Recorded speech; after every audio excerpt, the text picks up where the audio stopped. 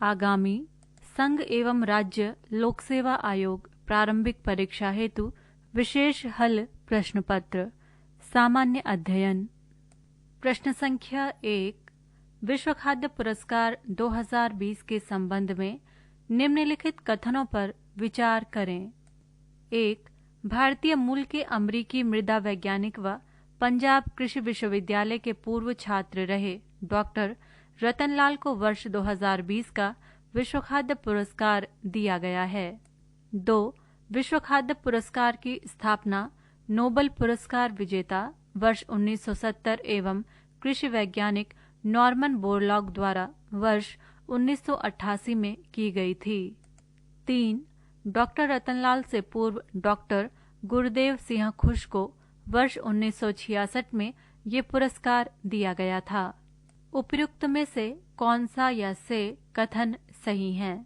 विकल्प ए केवल 1 और 3, विकल्प बी केवल 1 और 2, विकल्प सी 1, 2 और 3, विकल्प डी केवल 2 और 3। सही उत्तर है विकल्प ए केवल 1 और 3। उत्तर की व्याख्या। विश्व खाद्य पुरस्कार की स्थापना नोबेल पुरस्कार विजेता वर्ष 1970 एवं कृषि वैज्ञानिक नॉर्मन बोरलॉग द्वारा वर्ष 1986 में की गई थी। इस पुरस्कार के तहत 2,50,000 अमेरिकी डॉलर की राशि प्रदान की जाती है। इसे कृषि का नोबेल पुरस्कार माना जाता है। प्रश्न संख्या 2, चक्रवात अम्फान का सुंदरबन पर पड़ने वाले प्रभाव के संबंध में निम्नलिखित कथनों पर विचार कीजिए। 1. अम्फान के कारण सुंदरबन का 28% से अधिक हिस्सा क्षतिग्रस्त हो गया है। 2. डैम्पियर हॉजेस लाइन के दक्षिण में स्थित भारतीय सुंदरबन 15,891 वर्ग किलोमीटर क्षेत्र में फैला हुआ है, जिसमें से मैंग्रोव वन 9,263 वर्ग किलोमीटर में फैले हुए हैं। उपर्युक्त में से कौन सा या से कथन सही है? विकल्प ए केवल 1, विकल्प बी केवल 2, विकल्प सी 1 और 2 दोनों, विकल्प डी ना तो 1 और ना ही 2। सही उत्तर है विकल्प ए केवल 1। उत्तर की व्याख्या।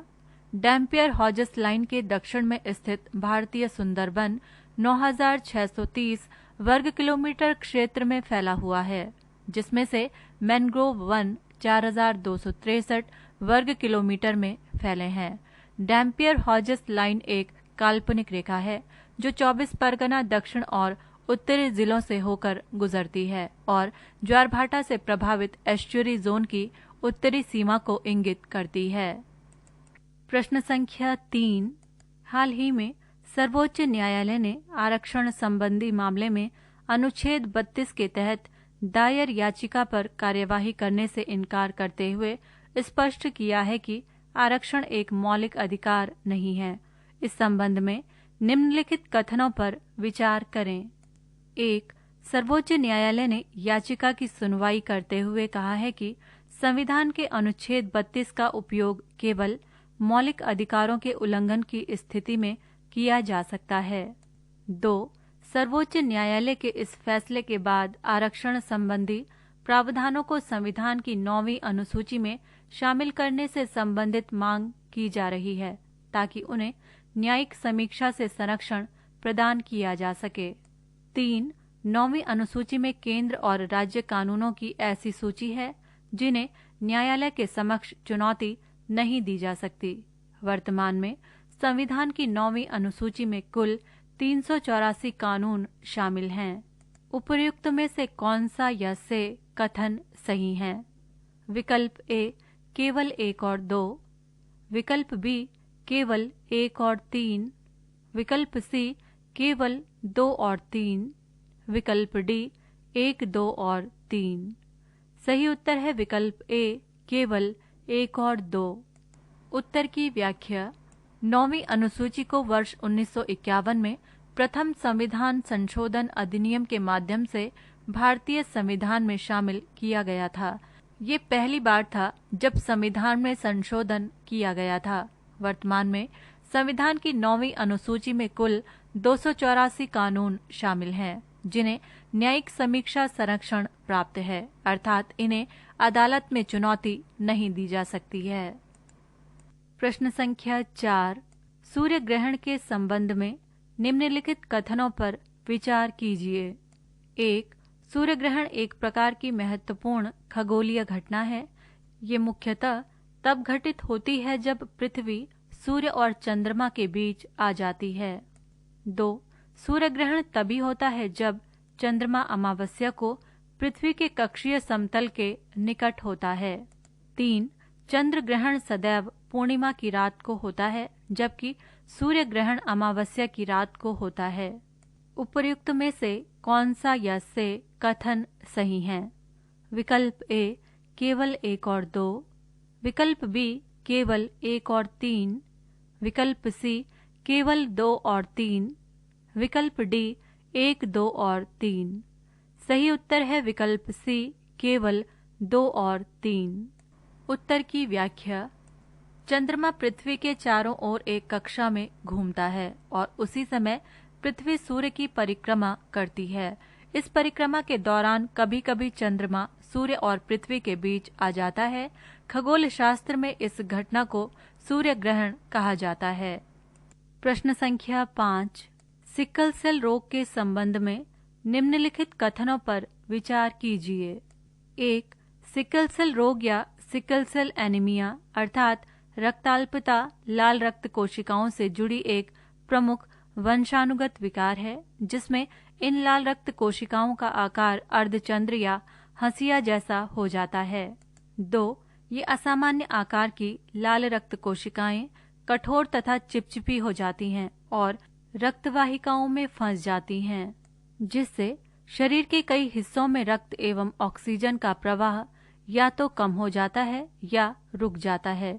ये असामान्य आकार आरबीसीज के जीवन काल को भी कम करता है तथा एनीमिया का कारण बनता है, जिसे सिकल सेल एनीमिया के नाम से जाना जाता है।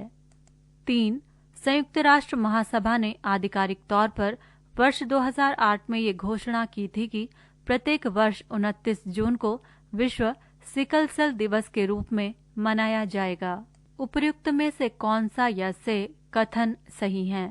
विकल्प ए केवल 1 और 2, विकल्प बी केवल 1 और 3, विकल्प सी केवल 2 और 3, विकल्प डी 1, 2 और 3। सही उत्तर है विकल्प ए केवल 1 और 2। उत्तर की व्याख्या। संयुक्त राष्ट्र ने आधिकारिक तौर पर 2008 में घोषणा की थी कि प्रत्येक वर्ष 19 जून को विश्व सिकल दिवस के रूप में मनाया जाएगा। प्रश्न संख्या 6, गरीब कल्याण रोजगार अभियान के संबंध में निम्नलिखित कथनों पर विचार करें। 1. इस अभियान की शुरुआत प्रधानमंत्री द्वारा वीडियो कॉन्फ्रेंस के माध्यम से बिहार के खगड़िया जिले के ग्राम तेलिहार से की गई। 2. ये 150 दिनों का अभियान होगा, जिसे मिशन मोड में संचालित किया जाएगा। 3. इस अभियान में 6 राज्यों उत्तर प्रदेश, मध्य प्रदेश, राजस्थान, झारखंड तथा ओडिशा के 116 जिलों को शामिल किया गया है। उपर्युक्त में से कौन सा या से कथन सही है? विकल्प ए केवल 1 और 2, विकल्प बी केवल 1 और 3, विकल्प सी केवल 2 और 3, विकल्प डी 1, 2 और 3। सही उत्तर है विकल्प बी केवल 1 और 3। उत्तर की व्याख्या। गरीब कल्याण रोजगार अभियान के अंतर्गत सरकार द्वारा लगभग रुपए 50,000 करोड़ का निवेश किया जाएगा। ये 125 दिनों का अभियान होगा, जिसे मिशन मोड रूप में संचालित किया जाएगा। इस अभियान में 6 राज्यों बिहार, उत्तर प्रदेश, मध्य प्रदेश, राजस्थान, झारखंड तथा ओडिशा को शामिल किया गया है। 6 जिलों के 25,000 से अधिक प्रवासी श्रमिकों के साथ कुल 116 जिलों को इस अभियान के लिए चुना गया है, जिसमें 27 आकांक्षी जिले भी शामिल हैं।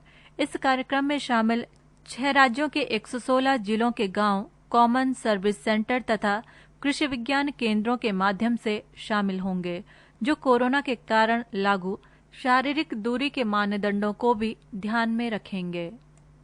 प्रश्न संख्या 7, भारतीय परिवारों की शुद्ध वित्तीय संपत्ति अर्थात नेट फाइनेंशियल एसेट्स के संबंध में निम्नलिखित कथनों पर विचार कीजिए। 1. हाल ही में भारतीय रिजर्व बैंक द्वारा प्राप्त आंकड़ों के अनुसार भारतीय परिवारों या लोगों की शुद्ध वित्तीय संपत्ति वित्त वर्ष 2019-20 में जीडीपी की 5.7% हो गई। 2. ये स्थिति लोगों द्वारा बैंक से कम कर्ज लेने के कारण उत्पन्न हुई है, जो अर्थव्यवस्था में मंदी एवं कमजोर स्थिति को दर्शाती है, न कि अर्थव्यवस्था में किसी सकारात्मक बदलाव को। 3. शुद्ध वित्तीय संपत्ति में ये वृद्धि एक सकारात्मक परिवर्तन की तरफ इशारा मात्र है, वास्तविक नहीं। उपर्युक्त में से कौन सा या से कथन सही है? विकल्प ए केवल 1 और 2, विकल्प बी केवल 1 और 3, विकल्प सी केवल 2 और 3, विकल्प डी 1, 2 और 3। सही उत्तर है विकल्प सी केवल 2 और 3। पृष्ठ संख्या 129। प्रश्न संख्या 8, एडिप योजना के संबंध में निम्नलिखित कथनों पर विचार कीजिए। 1. इस योजना का उद्देश्य विकलांगों के टिकाऊ, परिष्कृत और वैज्ञानिक रूप से निर्मित आधुनिक मानक सहायता और उपकरणों को खरीदने में जरूरतमंद दिव्यांगजनों की सहायता करना है। 2. इससे दिव्यांगजनों की दिव्यांगता के प्रभाव को कम करने के साथ साथ उनकी सामाजिक और शारीरिक क्षमता को बढ़ाकर उनका आर्थिक विकास किया जा सकता है। 3. इस योजना का कार्यान्वयन गैर सरकारी संगठनों, सामाजिक न्याय और अधिकारिता मंत्रालय के तहत राष्ट्रीय संस्थानों तथा भारतीय कृत्रिम अंग निर्माण निगम एलिम्को जैसी एजेंसियों के माध्यम से किया जाता है। उपर्युक्त में से कौन सा या से कथन सही है? विकल्प ए केवल 1 और 2, विकल्प बी केवल 1 और 3, विकल्प सी केवल 2 और 3, विकल्प डी 1, 2 और 3। सही उत्तर है विकल्प डी 1, 2 और 3। उत्तर की व्याख्या। हाल ही में सामाजिक न्याय और अधिकारिता मंत्रालय पंजाब के फिरोजपुर में एडिप योजना के तहत पहली बार वर्चुअल प्लेटफॉर्म के माध्यम से दिव्यांगजनों को सहायक यंत्रों व उपकरणों का वितरण किया गया है।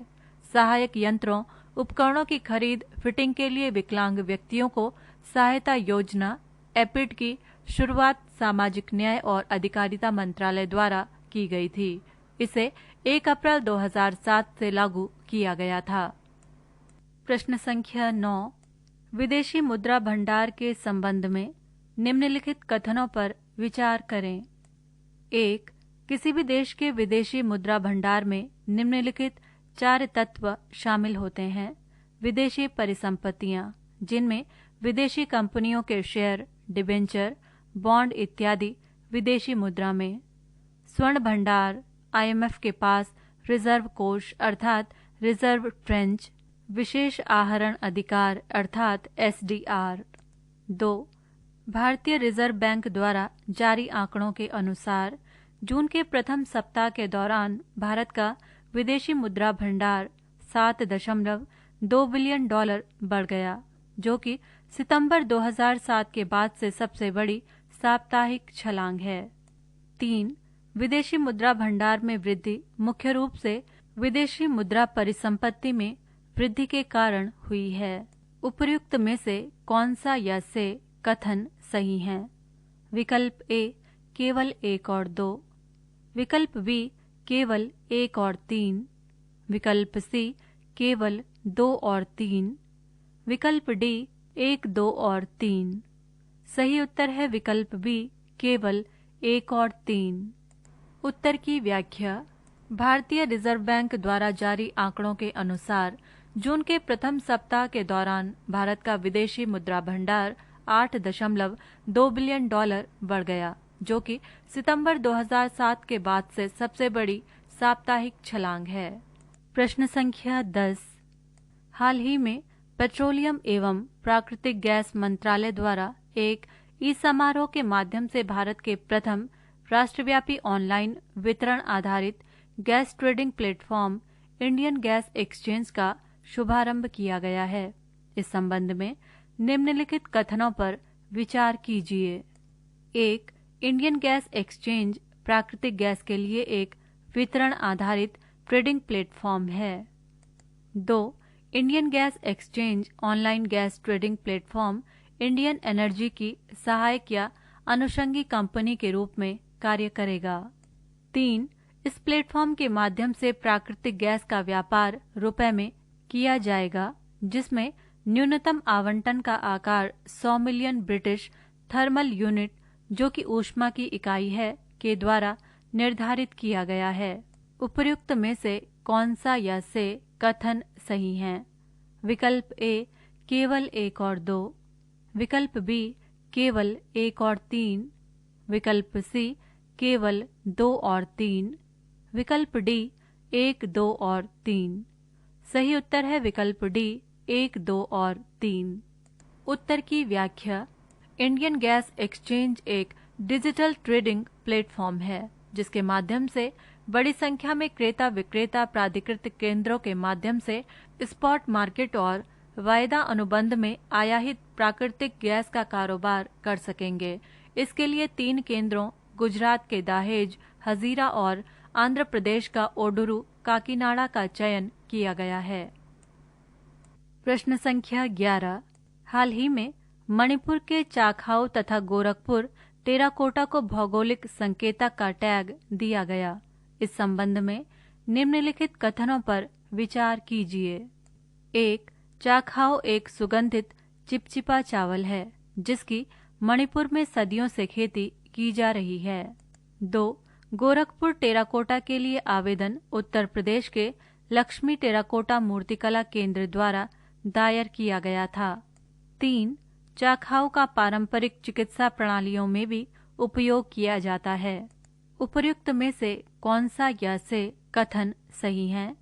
विकल्प ए केवल 1 और 2, विकल्प बी केवल 1 और 3, विकल्प सी केवल 2 और 3, विकल्प डी 1, 2 और 3। सही उत्तर है विकल्प डी 1, 2 और 3। प्रश्न संख्या 12। भारतीय रिजर्व बैंक द्वारा बैंकों के पूर्णकालिक निदेशकों और मुख्य कार्यकारी अधिकारियों के लिए प्रस्तावित ऊपरी आयु सीमा क्या है? विकल्प ए 80 वर्ष, विकल्प बी 75 वर्ष, विकल्प सी 60 वर्ष, विकल्प डी 70 वर्ष। सही उत्तर है विकल्प डी 70 वर्ष। उत्तर की व्याख्या। भारतीय रिजर्व बैंक ने बैंकों के प्रवर्तक समूह से संबंध रखने वाले मुख्य कार्यकारी अधिकारियों और पूर्णकालिक निदेशकों के ऊपरी आयु सीमा 70 वर्ष तय करने का प्रस्ताव रखा है। आरबीआई ने उन व्यक्तियों के लिए अधिकतम 10 वर्षों का कार्यकाल भी प्रस्तावित किया है, जो बैंकिंग क्षेत्र में शासन को बढ़ाने के लिए प्रवर्तक समूह से संबंधित हैं। प्रश्न संख्या 13। हिंदी पत्रकारिता दिवस निम्नलिखित में से किस दिन मनाया जाता है? विकल्प ए 30 मई, विकल्प बी 5 फरवरी, विकल्प सी 10 फरवरी, विकल्प डी 25 फरवरी। सही उत्तर है विकल्प ए 30 मई। उत्तर की व्याख्या। हिंदी पत्रकारिता दिवस प्रतिवर्ष 30 मई को मनाया जाता है। इसी तिथि को पंडित जुगल किशोर शुक्ल ने 1826 ईस्वी में प्रथम हिंदी समाचार पत्र उदंत मार्तंड का प्रकाशन आरंभ किया था। भारत में पत्रकारिता की शुरुआत पंडित जुगल किशोर शुक्ल ने ही की थी। हिंदी पत्रकारिता की शुरुआत बंगाल से हुई थी, जिसका श्रेय राजा राम मोहन रॉय को दिया जाता है। प्रश्न संख्या 14। राखीगढ़ी नामक हड़प्पा स्थल के संबंध में निम्नलिखित कथनों पर विचार करें। 1. राखीगढ़ी हरियाणा के हिसार जिले में स्थित है। इसे पूर्व हड़प्पा सभ्यता बस्ती स्थल के रूप में जाना जाता है। 2. ये स्थल घग्गर नदी के तट पर स्थित है। इसकी खोज वर्ष 1979 में सूरजभान ने की थी। 3. केंद्रीय बजट 2020 में हरियाणा राज्य के राखीगढ़ी नामक हड़प्पा स्थल को एक प्रतिष्ठित स्थल के रूप में विकसित करने की घोषणा की गई तथा यहाँ एक राष्ट्रीय संग्रहालय भी स्थापित किया जाएगा। उपर्युक्त में से कौन सा या से कथन सही है? विकल्प ए केवल 1 और 2, विकल्प बी केवल 1 और 3, विकल्प सी केवल 2 और 3, विकल्प डी 1, 2 और 3। सही उत्तर है विकल्प बी केवल 1 और 3। उत्तर की व्याख्या। राखीगढ़ी हरियाणा के हिसार जिले में स्थित है। इसे पूर्व हड़प्पा सभ्यता बस्ती स्थल के रूप में जाना जाता है। घग्गर नदी के तट पर स्थित इस स्थल की खोज वर्ष 1969 में सूरजभान ने की थी। प्रश्न संख्या 15। तमिलनाडु में एक विलुप्त चोलकालिक बंदरगाह शहर पुम्पुहार के संबंध में निम्नलिखित कथनों पर विचार कीजिए। 1. संगम तमिल साहित्य की रचनाओं में इस शहर के बारे में ये विवरण है कि ये शहर दक्षिणी तमिलनाडु में स्थित मौजूदा पुम्पुहार शहर में 30 किलोमीटर की दूरी पर स्थित था। 2. ये शहर समुद्र के बढ़े हुए जल स्तर या कडालकोल की घटना के कारण डूब गया था। 3. तमिलनाडु में एक विलुप्त चोलकालिक बंदरगाह शहर पुम्पुहार का डिजिटल रूप से पुनर्निर्माण के लिए प्रोजेक्ट डिजिटल पुम्पुहार का प्रारंभ किया जाएगा। उपर्युक्त में से कौन सा या से कथन सही है? विकल्प ए केवल 1 और 2, विकल्प बी केवल 1 और 3, विकल्प सी केवल 2 और 3, विकल्प डी 1, 2 और 3। सही उत्तर है विकल्प डी 1, 2 और 3। उत्तर की व्याख्या। तमिलनाडु में एक विलुप्त चोलकालिक बंदरगाह शहर पुम्पुहार का डिजिटल रूप से पुनर्निर्माण के लिए प्रोजेक्ट डिजिटल पुम्पुहार का प्रारंभ किया जाएगा। ये पुनर्निर्माण विज्ञान एवं प्रौद्योगिकी विभाग के एक कंसोर्टियम द्वारा डिजिटल रूप से किया जाएगा। पुम्पुहार परियोजना के तहत डीएसटी ने इस प्राचीन शहर के इतिहास का पता लगाने के लिए 13 शिक्षाविदों और अनुसंधान संस्थानों का एक नेटवर्क स्थापित किया है। पृष्ठ संख्या 130। प्रश्न संख्या 16। जसवंत सिंह कंवल के संबंध में निम्नलिखित कथनों पर विचार करें। 1. जसवंत सिंह कंवल को वर्ष 1998 में उपन्यास तौशाली दिहासों पर उनको साहित्य अकादमी पुरस्कार दिया गया। 2. वर्ष 2007 में पंजाब सरकार द्वारा साहित्य शिरोमणि अवार्ड से भी सम्मानित किया गया था। 3. मार्च 2020 में जसवंत सिंह कंवल का 101 वर्ष की उम्र में निधन हो गया है। उपर्युक्त में से कौन सा या से कथन सही है? विकल्प ए केवल 1 और 2, विकल्प बी केवल 1 और 3, विकल्प सी केवल 2 और 3, विकल्प डी 1, 2 और 3। सही उत्तर है विकल्प ए केवल 1 और 2। उत्तर की व्याख्या। प्रसिद्ध पंजाबी लेखक और साहित्य अकादमी पुरस्कार से सम्मानित जसवंत सिंह कंवल का 101 वर्ष की उम्र में निधन हो गया है। वर्ष 1919 में पंजाब के डुड्डी गांव में जन्मे जसवंत सिंह कंवल को वर्ष 1996 में साहित्य अकादमी ने उनकी पुस्तक पाखी पर साहित्य अकादमी ने फेलोशिप दी और 2 वर्ष बाद वर्ष 1998 में उपन्यास तौशाली दिहासों पर उनको साहित्य अकादमी पुरस्कार दिया गया। उन्हें वर्ष 2007 में पंजाब सरकार द्वारा साहित्य शिरोमणि अवार्ड से भी सम्मानित किया गया था। प्रश्न संख्या 17। केंद्र सरकार ने BS6 श्रेणी के सभी वाहन पर किस रंग की एक पट्टी लगाना अनिवार्य कर दिया है? विकल्प ए लाल, विकल्प बी नीला, विकल्प सी हरा, विकल्प डी गुलाबी। सही उत्तर है विकल्प सी हरा। उत्तर की व्याख्या। केंद्र सरकार ने BS6 वाहनों के लिए एक नया दिशा निर्देश जारी किया है। इसके हिसाब से वाहन में एक सेंटीमीटर का हरे रंग का स्टिकर लगाया जाएगा जिस पर वाहन के रजिस्ट्रेशन डिटेल्स लिखे होंगे। सरकार का ये आदेश आगामी 1 अक्टूबर 2020 से लागू हो जाएगा। मोटर वाहन उच्च सुरक्षा पंजीकरण प्लेट आदेश 2018 में संशोधन के जरिए ये आदेश जारी किया गया है। प्रश्न संख्या 18। हाल ही में येल विश्वविद्यालय द्वारा द्विवार्षिक रूप से जारी किए जाने वाले पर्यावरण प्रदर्शन सूचकांक में भारत 180 देशों में कितने स्थान पर रहा?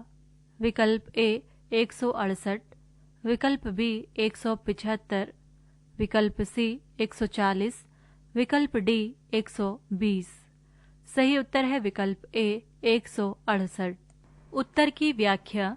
पर्यावरण प्रदर्शन सूचकांक येल विश्वविद्यालय के centre for environmental law and policy तथा कोलंबिया विश्वविद्यालय के centre for international earth science information network की संयुक्त पहल है। पर्यावरण प्रदर्शन सूचकांक को विश्व आर्थिक मंच के सहयोग से तैयार किया जाता है। पर्यावरण प्रदर्शन सूचकांक विश्व के विभिन्न देशों की सतत स्थिति का आकलन विभिन्न प्रदर्शन आंकड़ों के आधार पर करता है। पर्यावरण प्रदर्शन सूचकांक को 11 विभिन्न मुद्दों से संबंधित श्रेणियों तथा 32 प्रदर्शन संकेतकों के आधार पर तैयार किया जाता है। प्रश्न संख्या 19। विश्व पर्यावरण दिवस 2020 की थीम थी। विकल्प ए वायु प्रदूषण, विकल्प बी जैव विविधता, विकल्प सी कनेक्टिंग पीपल टू नेचर, विकल्प डी उपर्युक्त में से कोई नहीं।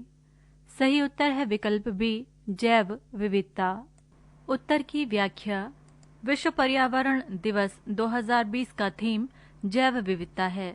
इस थीम के जरिए बार बार संदेश दिया जा रहा है कि जैव विविधता संरक्षण एवं प्राकृतिक संतुलन होना मानव जीवन के अस्तित्व के लिए बेहतर आवश्यक है। प्रश्न संख्या 20। वैधानिक तरलता अनुपात अर्थात SLR के संबंध में निम्नलिखित कथनों पर विचार करें। 1. ये भारत में कार्य करने वाले सभी अनुसूचित बैंकों, देशी तथा विदेशी, की सकल जमाओं का अनुपात है जिसे बैंकों को अपने पास विद्यमान रखना होता है। 2. ये नकद तथा गैर नकद स्वर्ण या सरकारी प्रतिभूति किसी भी रूप में हो सकता है। 3. वर्ष 2007 में इसकी 25% की न्यूनतम सीमा को समाप्त कर दिया गया। अब ये 25% के नीचे भी रखा जा सकता है। उपर्युक्त में से कौन सा या से कथन सही है? विकल्प ए केवल 1 और 2, विकल्प बी केवल 2 और 3, विकल्प सी केवल 1 और 3, विकल्प डी 1, 2 और 3। सही उत्तर है विकल्प ए केवल 1 और 2। प्रश्न संख्या 21। पोलावरम बहुउद्देशीय परियोजना के संबंध में निम्नलिखित कथनों पर विचार कीजिए। 1. इस परियोजना के तहत गोदावरी नदी पर बांध बनाया जाना परिकल्पित है। 2. इस परियोजना में नदियों को आपस में जोड़ने की परियोजना के अंतर्गत गोदावरी एवं कृष्णा नदी को जोड़ने को कार्यान्वित किया जाएगा। 3. इस परियोजना में कृष्णा नदी को गोदावरी नदी के अधिशेष जल के 80 TMC भाग को अंतरित करने का उल्लेख है, जिसे GWDT पंचाट के निर्णय के अनुसार आंध्र प्रदेश द्वारा 45 TMC और कर्नाटक और महाराष्ट्र राज्यों द्वारा 35 TMC के अनुपात में आंध्र प्रदेश, कर्नाटक और महाराष्ट्र के बीच बंटवारा होगा। उपर्युक्त में से कौन सा या से कथन सही है? विकल्प ए केवल 1 और 2, विकल्प बी केवल 1 और 3, विकल्प सी केवल 2 और 3, विकल्प डी 1, 2 और 3। सही उत्तर है विकल्प ए केवल 1 और 2। प्रश्न संख्या 22। भारत मार्केट के संबंध में निम्नलिखित कथनों पर विचार करें। 1. खुदरा कारोबारियों के संगठन confederation of all India traders विभिन्न प्रौद्योगिकी भागीदारों के साथ मिलकर सभी खुदरा व्यापारियों के लिए एक राष्ट्रीय e commerce market plus Bharat market शुरू करेगी। 2. ये ई कॉमर्स मार्केट प्लस विनिर्माताओं के लिए लॉजिस्टिक्स से लेकर आपूर्ति श्रृंखला तथा उपभोक्ताओं को घर पर सामान पहुंचाने के लिए विभिन्न प्रौद्योगिकी कंपनियों की क्षमताओं को एकीकृत करेगा। 3. 5 शहरों प्रयागराज, वाराणसी, लखनऊ, कानपुर और बेंगलुरु में आवश्यक वस्तुओं की सीमित संख्या के साथ खुदरा विक्रेताओं, वितरकों और यहां तक कि उपभोक्ताओं से जबरदस्त प्रतिक्रिया के साथ इस कार्यक्रम को शुरू किया जा चुका है। उपर्युक्त में से कौन सा या से कथन सही है? विकल्प ए केवल 1 और 2, विकल्प बी केवल 1 और 3, विकल्प सी केवल 2 और 3, विकल्प डी 1, 2 और 3। सही उत्तर है विकल्प ए केवल 1 और 2। उत्तर की व्याख्या। Bharat market e commerce market plus विनिर्माताओं के लिए लॉजिस्टिक्स से लेकर आपूर्ति श्रृंखला तथा उपभोक्ताओं को घर पर सामान पहुंचाने के लिए विभिन्न प्रौद्योगिकी कंपनियों की क्षमताओं को एकीकृत करेगा। इसमें देश भर के खुदरा व्यापारियों की भागीदारी होगी। इसका उद्देश्य मंच पर 95% खुदरा व्यापारियों को लाना है। पोर्टल को व्यापारियों द्वारा चलाया जाएगा। पहले से ही 6 शहरों प्रयागराज, गोरखपुर, वाराणसी, बेंगलुरु, लखनऊ तथा कानपुर में आवश्यक वस्तुओं की सीमित संख्या के साथ खुदरा विक्रेताओं, वितरकों और यहां तक कि उपभोक्ताओं से जबरदस्त प्रतिक्रिया के साथ इस कार्यक्रम को शुरू किया गया है। प्रश्न संख्या 23। जनजातीय इलाकों के वन उत्पादों का न्यूनतम समर्थन मूल्य के संबंध में निम्नलिखित कथनों पर विचार कीजिए। 1. सरकार ने देश के जनजातीय इलाकों में तैयार किए जाने वाले गौण वन उत्पादों के न्यूनतम समर्थन मूल्य में संशोधन कर दिया। 2. सक्षम प्राधिकरण ने इस मामले में केंद्रीय प्रायोजित इस योजना के मौजूदा प्रावधान में राहत देते हुए योजना के तहत आने वाले 48 गौण वन उत्पादों के एमएसपी में संशोधन किया है। 3. कोविड-19 महामारी के कारण देश में वर्तमान में व्याप्त अप्रत्याशित और बहुत कठिन परिस्थितियों को देखते हुए जनजातीय वन उत्पादों के संग्रहकर्ताओं को जरूरी समर्थन देने के लिए ये कदम उठाया गया है। उपर्युक्त में से कौन सा या से कथन सही है? विकल्प ए केवल 1 और 2, विकल्प बी केवल 1 और 3, विकल्प सी केवल 2 और 3, विकल्प डी 1, 2 और 3। सही उत्तर है विकल्प बी केवल 1 और 3। उत्तर की व्याख्या। सरकार ने देश के जनजातीय इलाकों में तैयार किए जाने वाले गौण वन उत्पादों के न्यूनतम समर्थन मूल्य में संशोधन कर दिया। इससे कोरोना वायरस महामारी से उत्पन्न कठिन परिस्थितियों के बीच जनजातीय उत्पादों को जरूरी समर्थन देने में मदद मिलेगी। सक्षम प्राधिकरण ने इस मामले में केंद्रीय प्रायोजित इस योजना के मौजूदा प्रावधान में राहत देते हुए योजना के तहत आने वाले 49 गौण वन उत्पादों के एमएसपी में संशोधन किया है। कोविड-19 महामारी के कारण देश में वर्तमान में व्याप्त अप्रत्याशित और बहुत कठिन परिस्थितियों को देखते हुए जनजातीय वन उत्पादों के संग्रहकर्ताओं को जरूरी समर्थन देने के लिए ये कदम उठाया गया है। एमएसपी में 16 से लेकर 66% की वृद्धि से कम देश के 20 राज्यों में छोटे और गौण जनजातीय उत्पादों की खरीद को समर्थन मिलेगा और तुरंत राहत पहुंच सकेगी। प्रश्न संख्या 24।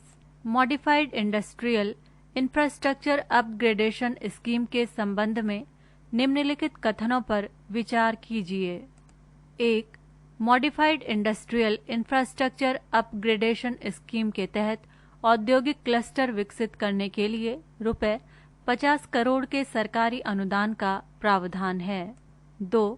इस प्रकार की स्कीम के तहत निजी डेवलपर्स को इंफ्रास्ट्रक्चर विकसित करने का मौका मिलने से वे सिंगल प्रोडक्ट क्लस्टर विकसित करेंगे, जिसकी कामयाबी की अधिक संभावनाएं होंगी। उपर्युक्त में से कौन सा या से कथन सही है? विकल्प ए केवल 1 और 2, विकल्प बी केवल 1 और 3, विकल्प सी केवल 2 और 3, विकल्प डी 1, 2 और 3। सही उत्तर है विकल्प बी केवल 1 और 3। उत्तर की व्याख्या। निवेशकों को आकर्षित करने के लिए मोदी के प्लग एंड प्ले मॉडल को साकार करने में वाणिज्य व उद्योग मंत्रालय पूरी तरह से जुट गया है। इसके तहत modified industrial infrastructure upgradation scheme में बदलाव किया जा सकता है। औद्योगिक उत्पादन के लिए विशेष आर्थिक क्षेत्र में गैर उपयोगी खाली पड़ी जमीन का इस्तेमाल हो सकता है। निवेशकों को सीमित समय में हर प्रकार की मंजूरी दिलाने के लिए नोडल विभाग व अधिकारी नियुक्त हो सकते हैं। सीमित समय में मंजूरी देने के लिए नए प्रावधान लाए जा सकते हैं। प्रधानमंत्री मोदी ने अपने वरिष्ठ मंत्रियों के साथ बैठक में औद्योगिक विकास और निवेश की राह में आने वाली हर बाधा को दूर कर प्लग एंड प्ले मॉडल लाने का निर्देश दिया था। प्रश्न संख्या 25। एक्यूट इंसेफेलाइटिस सिंड्रोम के संबंध में निम्नलिखित कथनों पर विचार करें। 1. इंसेफेलाइटिस वास्तव में मानव मस्तिष्क से जुड़ी बीमारी है। हमारे मस्तिष्क में लाखों कोशिकाएं और तंत्रिकाएं होती हैं। इनके सहारे शरीर के अंग काम करते हैं। जब इन कोशिकाओं में सूजन या कोई अन्य दिक्कत आ जाती है तो इसे ही एक्यूट इंसेफेलाइटिस सिंड्रोम कहते हैं। 2. ये एक संक्रामक बीमारी है। चमकी बुखार के वायरस जब शरीर में पहुंचते हैं और खून में शामिल हो जाते हैं तो इनका प्रजनन शुरू हो जाता है।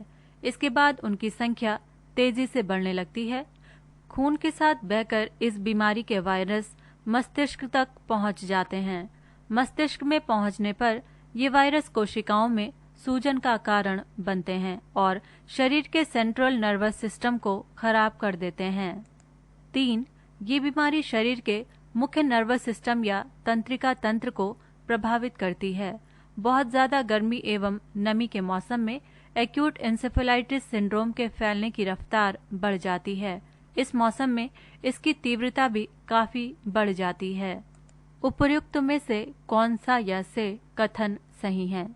विकल्प ए केवल 1 और 2, विकल्प बी केवल 1 और 3, विकल्प सी केवल 2 और 3, विकल्प डी 1, 2 और 3। सही उत्तर है विकल्प डी 1, 2 और 3। उत्तर की व्याख्या। मई 2020 में केंद्रीय स्वास्थ्य एवं परिवार कल्याण मंत्री डॉक्टर हर्षवर्धन ने एक्यूट इंसेफेलाइटिस सिंड्रोम के मामले की रोकथाम और प्रबंधन के लिए बिहार सरकार को हर संभव सहायता का आश्वासन दिया। पृष्ठ संख्या 131। प्रश्न संख्या 26। जम्मू कश्मीर के कितने फोटो पत्रकारों को पिछले वर्ष अगस्त में अनुच्छेद 370 के अधिकतर प्रावधान हटाए जाने के बाद क्षेत्र में जारी बंद के दौरान सराहनीय काम करने हेतु पुलित्जर पुरस्कार 2020 से सम्मानित किया गया है? विकल्प ए 4, विकल्प बी 2, विकल्प सी 3, विकल्प डी 1। सही उत्तर है विकल्प सी 3। उत्तर की व्याख्या। तीनों फोटोग्राफर डार यासिन, मुख्तार खान और चन्नी आनंद न्यूज एजेंसी एसोसिएटेड प्रेस के लिए काम करते हैं। इन्हें आर्टिकल 370 हटाए जाने के बाद कश्मीर के हालातों को तस्वीरों के माध्यम से दिखाने के लिए ये सम्मान मिला है। पुलित्जर पुरस्कार की शुरुआत वर्ष 1917 में हुई थी। ये अमेरिका का एक प्रमुख पुरस्कार है जो हर वर्ष 21 श्रेणियों में समाचार पत्रों, साहित्य एवं संगीत के क्षेत्र में कार्य करने वालों को दिया जाता है। प्रश्न संख्या 27। कांग्रेस सोशलिस्ट पार्टी के संदर्भ में निम्नलिखित कथनों पर विचार कीजिए। 1. इसने ब्रिटिश माल के बहिष्कार और करों के अपवंचन अर्थात इवेजन की वकालत की। 2. ये सर्वहारा वर्ग का अधिनायकत्व स्थापित करना चाहती थी। 3. इसने अल्पसंख्यकों तथा दलित वर्गों के लिए पृथक निर्वाचन क्षेत्र की वकालत की। उपर्युक्त में से कौन सा या से कथन सही है? विकल्प ए केवल 1 और 2, विकल्प बी केवल 3, विकल्प सी 1, 2 और 3, विकल्प डी उपर्युक्त में से कोई नहीं। सही उत्तर है विकल्प डी, उपर्युक्त में से कोई नहीं। उत्तर की व्याख्या। कांग्रेस समाजवादी पार्टी ने ब्रिटिश उत्पादों तथा करों के बहिष्कार का समर्थन किया, न कि करों के अपवंचन का। कांग्रेस समाजवादी पार्टी समानता के आधार पर समाजवादी समाज की स्थापना करना चाहते थे। सर्वहारा वर्ग का अधिनायकत्व स्थापित करना इनका लक्ष्य नहीं था, ये मार्क्सवाद का लक्ष्य था।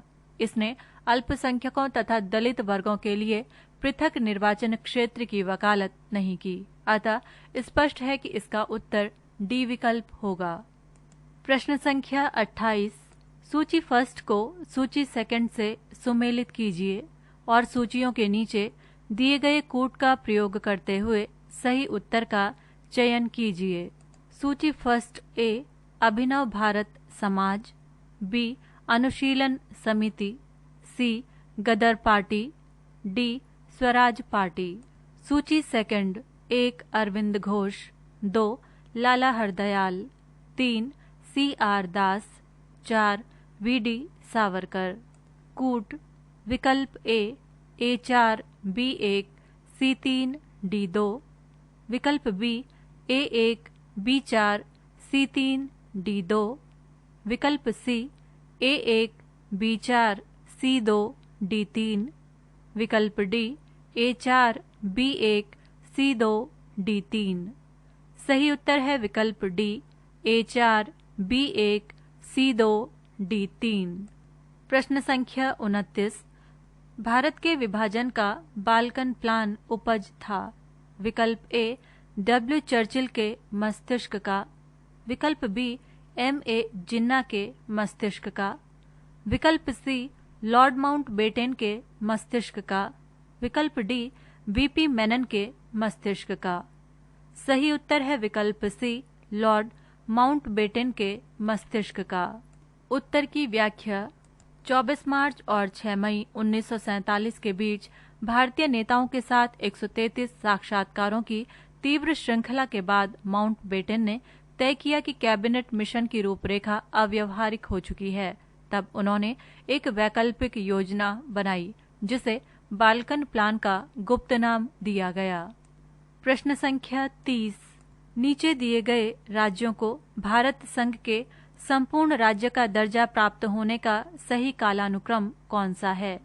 विकल्प ए सिक्किम, अरुणाचल प्रदेश, नागालैंड, हरियाणा, विकल्प बी नागालैंड, हरियाणा, सिक्किम, अरुणाचल प्रदेश, विकल्प सी सिक्किम, हरियाणा, नागालैंड, अरुणाचल प्रदेश, विकल्प डी नागालैंड, अरुणाचल प्रदेश, सिक्किम, हरियाणा।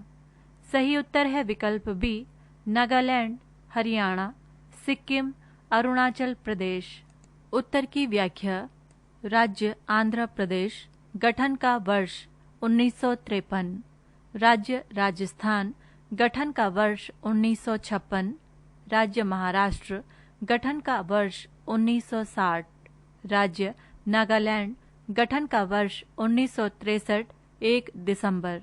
राज्य हरियाणा, गठन का वर्ष 1966 1 नवंबर। राज्य हिमाचल प्रदेश, गठन का वर्ष 1971। राज्य मेघालय, गठन का वर्ष 1972 21 जनवरी। राज्य सिक्किम, गठन का वर्ष 1975 15 मई। राज्य अरुणाचल प्रदेश, गठन का वर्ष 1987 20 फरवरी। राज्य छत्तीसगढ़, गठन का वर्ष 2000 1 नवंबर। राज्य उत्तराखंड, गठन का वर्ष 2009 नवंबर। राज्य झारखंड, गठन का वर्ष 2015 नवंबर। प्रश्न संख्या 31। भारतीय संविधान द्वारा प्रदत्त नागरिकों के मूल कर्तव्यों में निम्नलिखित में से क्या है? 1. मिश्रित संस्कृति की समृद्ध विरासत की रक्षा। 2. सामाजिक अन्याय के कमजोर वर्गों की रक्षा। 3. वैज्ञानिक मनोदशा और खोज की भावना का विकास। 4. वैयक्तिक और सामूहिक कार्यकलापों के सभी क्षेत्रों में उत्कृष्टता के लिए प्रयत्न। उपयुक्त में से कौन सा या से कथन सही है? विकल्प ए केवल 1 और 2, विकल्प बी केवल 2, विकल्प सी केवल 1, 3 और 4, विकल्प डी 1, 2, 3 और 4। सही उत्तर है विकल्प सी केवल 1, 3 और 4। प्रश्न संख्या 32। भारतीय राष्ट्रीय कांग्रेस का लाहौर अधिवेशन 1929 इतिहास में इसलिए बहुत प्रसिद्ध है क्योंकि 1. कांग्रेस ने पूर्ण स्वराज की मांग का एक संकल्प पारित किया। 2. इस अधिवेशन में उग्रवादियों एवं उदारवादियों के बीच झगड़े को सुलझा लिया गया। 3. इस अधिवेशन में 2 राष्ट्रों की मांग के सिद्धांत को अस्वीकार करते हुए एक संकल्प पारित किया गया। उपर्युक्त में से कौन सा या से कथन सही है? विकल्प ए केवल 1, विकल्प बी केवल 2 और 3, विकल्प सी केवल 1 और 3, विकल्प डी उपर्युक्त में से कोई नहीं। सही उत्तर है विकल्प ए केवल 1। प्रश्न संख्या 33। 1939 में कांग्रेस मंत्रिमंडल ने 7 प्रांतों में त्यागपत्र दे दिया था क्योंकि विकल्प ए कांग्रेस अन्य 4 प्रांतों में मंत्रिमंडल नहीं बना पाई थी, विकल्प बी कांग्रेस में वामपक्ष के उदय से मंत्रिमंडल का कार्य कर सकना असंभव हो गया था, विकल्प सी उनके प्रांतों में बहुत अधिक सांप्रदायिक अशांति थी, विकल्प डी उपर्युक्त विकल्प ए, बी और सी में से कोई भी सही नहीं है। सही उत्तर है विकल्प डी उपर्युक्त विकल्प ए, बी और सी में से कोई भी सही नहीं है। उत्तर की व्याख्या। लगभग 28 माह के कार्यकाल के बाद कांग्रेस मंत्रिमंडल ने वर्ष 1939 में त्यागपत्र दे दिया था क्योंकि द्वितीय विश्व युद्ध में भारतीयों की सहमति के बगैर ब्रिटिश सरकार के द्वारा भारत को युद्धग्रस्त घोषित करते हुए शामिल कर दिया गया था। इस प्रकार दिए गए कथन ए, बी और सी में से कोई भी सही नहीं है। प्रश्न संख्या 34। मैडम भीकाजी कामा, एम बरकतुल्ला, वीवीएस अय्यर और एमएन रॉय में क्या बात समान थी? विकल्प ए सभी अंतर्राष्ट्रीय साम्यवादी आंदोलन के अग्रणी सदस्य थे, विकल्प बी क्रांतिकारियों के एक दल ने काबुल में स्वतंत्र भारत की जो अस्थायी सरकार बनाई थी उसमें एम बरकतुल्ला प्रधानमंत्री थे और शेष सभी मंत्री, विकल्प सी वे सभी प्रमुख क्रांतिकारी थे और स्वतंत्रता आंदोलन की अवधि में भारत से बाहर विविध देशों में काम कर रहे थे, विकल्प डी वे सभी लॉर्ड डलहौजी पर फेंके जाने वाले बम के मामले में अभियुक्त थे। सही उत्तर है विकल्प सी वे सभी प्रमुख क्रांतिकारी थे और स्वतंत्रता आंदोलन की अवधि में भारत से बाहर विविध देशों में काम कर रहे थे। उत्तर की व्याख्या। मैडम भीकाजी कामा, एम बरकतुल्ला, वीवीएस अय्यर और एमएन रॉय क्रांतिकारी थे और विदेशों में भारत की स्वतंत्रता का बिगुल बजा रहे थे। प्रश्न संख्या 35। निम्नलिखित कथनों पर विचार कीजिए। 1. नागालैंड, असम, मणिपुर, आंध्र प्रदेश, सिक्किम, मिजोरम, अरुणाचल प्रदेश तथा गोवा की प्रादेशिक मांगों को देखते हुए भारत के संविधान में अनुच्छेद 371 ए से लेकर 371 आई अंतर्विष्ट किए गए। 2. भारत का संयुक्त राज्य अमेरिका के संविधानों में 2 राजतंत्र, संघ और राज्य हैं, किंतु नागरिकता इकहरी है। 3. कोई व्यक्ति जो देशीकरण द्वारा भारत का नागरिक है कभी भी अपनी नागरिकता से वंचित नहीं किया जा सकता है। उपर्युक्त में से कौन सा या से कथन सही है? विकल्प ए 1, 2 और 3, विकल्प बी केवल 1 और 3, विकल्प सी केवल 3, विकल्प डी केवल 1। सही उत्तर है विकल्प डी केवल 1। उत्तर की व्याख्या। भारतीय संविधान के अनुच्छेद 371 ए से लेकर 371 आई में Nagaland, 371 A, Assam 371 B, Manipur 371 C, Andhra Pradesh 371 D, Sikkim 371 F, Mizoram 371 G, Arunachal Pradesh 371 H तथा गोवा 371 I राज्यों के संबंध में विशेष उपबंध अंतर्विष्ट किए गए हैं। अतः कथन एक सत्य है। भारत तथा संयुक्त राज्य अमेरिका के संविधान में यद्यपि दो तंत्र संघ और राज्य हैं, लेकिन भारत में नागरिकता इकहरी है, जबकि अमेरिका में दोहरी। वे व्यक्ति जो देशीकरण द्वारा भारत की नागरिकता प्राप्त करते हैं, उन्हें नागरिकता अधिनियम 1955 की धारा 10 के अनुसार नागरिकता से वंचित किया जा सकता है। प्रश्न संख्या 36, निम्नलिखित में से कौन एक राज्य के नीति निदेशक सिद्धांतों में सम्मिलित है? विकल्प ए, राज्य देश के पर्यावरण के संरक्षण तथा संवर्धन का प्रयास करेगा। विकल्प बी, राज्य किसी व्यक्ति को कानून के समक्ष समानता से मना नहीं करेगा। विकल्प सी, राज्य किसी व्यक्ति को उसके धर्म, कुल, जाति, लिंग अथवा जन्म स्थान के आधार पर प्रभेद नहीं करेगा। विकल्प डी, अस्पृश्यता का प्रवर्तन। सही उत्तर है विकल्प ए, राज्य देश के पर्यावरण के संरक्षण तथा संवर्धन का प्रयास करेगा। प्रश्न संख्या 37, निम्नलिखित कथनों पर विचार कीजिए। भारत का महान्यायवादी 1. लोकसभा की कार्यवाही में भाग ले सकता है। 2. लोकसभा की किसी समिति का सदस्य हो सकता है। 3. लोकसभा में बोल सकता है। 4. लोकसभा में मतदान कर सकता है। उपयुक्त में से कौन सा या से कथन सही है? विकल्प ए, केवल 1। विकल्प बी, केवल 2 और 4। विकल्प सी, 1, 2 और 3। विकल्प डी, 1 और 3। सही उत्तर है विकल्प सी, 1, 2 और 3। पृष्ठ संख्या 132। प्रश्न संख्या 38, वर्ष 1907 में सूरत में भारतीय राष्ट्रीय कांग्रेस के विभाजन का मुख्य कारण क्या था? विकल्प ए, लॉर्ड मिंटो द्वारा भारतीय राजनीति में सांप्रदायिकता का प्रवेश कराना।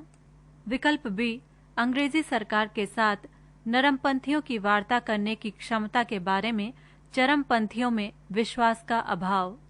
विकल्प सी, मुस्लिम लीग की स्थापना। विकल्प डी, भारतीय राष्ट्रीय कांग्रेस का अध्यक्ष निर्वाचित हो सकने में अरविंद घोष की असमर्थता। सही उत्तर है विकल्प बी, अंग्रेजी सरकार के साथ नरमपंथियों की वार्ता करने की क्षमता के बारे में चरमपंथियों में विश्वास का अभाव। उत्तर की व्याख्या। वर्ष 1907 में सूरत में भारतीय राष्ट्रीय कांग्रेस के विभाजन का मुख्य कारण था अंग्रेजी सरकार के साथ नरमपंथियों की वार्ता करने की क्षमता के बारे में चरमपंथियों में विश्वास का अभाव। सूरत अधिवेशन में चरमपंथी लाला लाजपत राय को अध्यक्ष बनाना चाहते थे, जबकि उदारवादी रास बिहारी घोष को अध्यक्ष बनाने के पक्षधर थे। अंततः रास बिहारी घोष अध्यक्ष बनने में सफल हुए।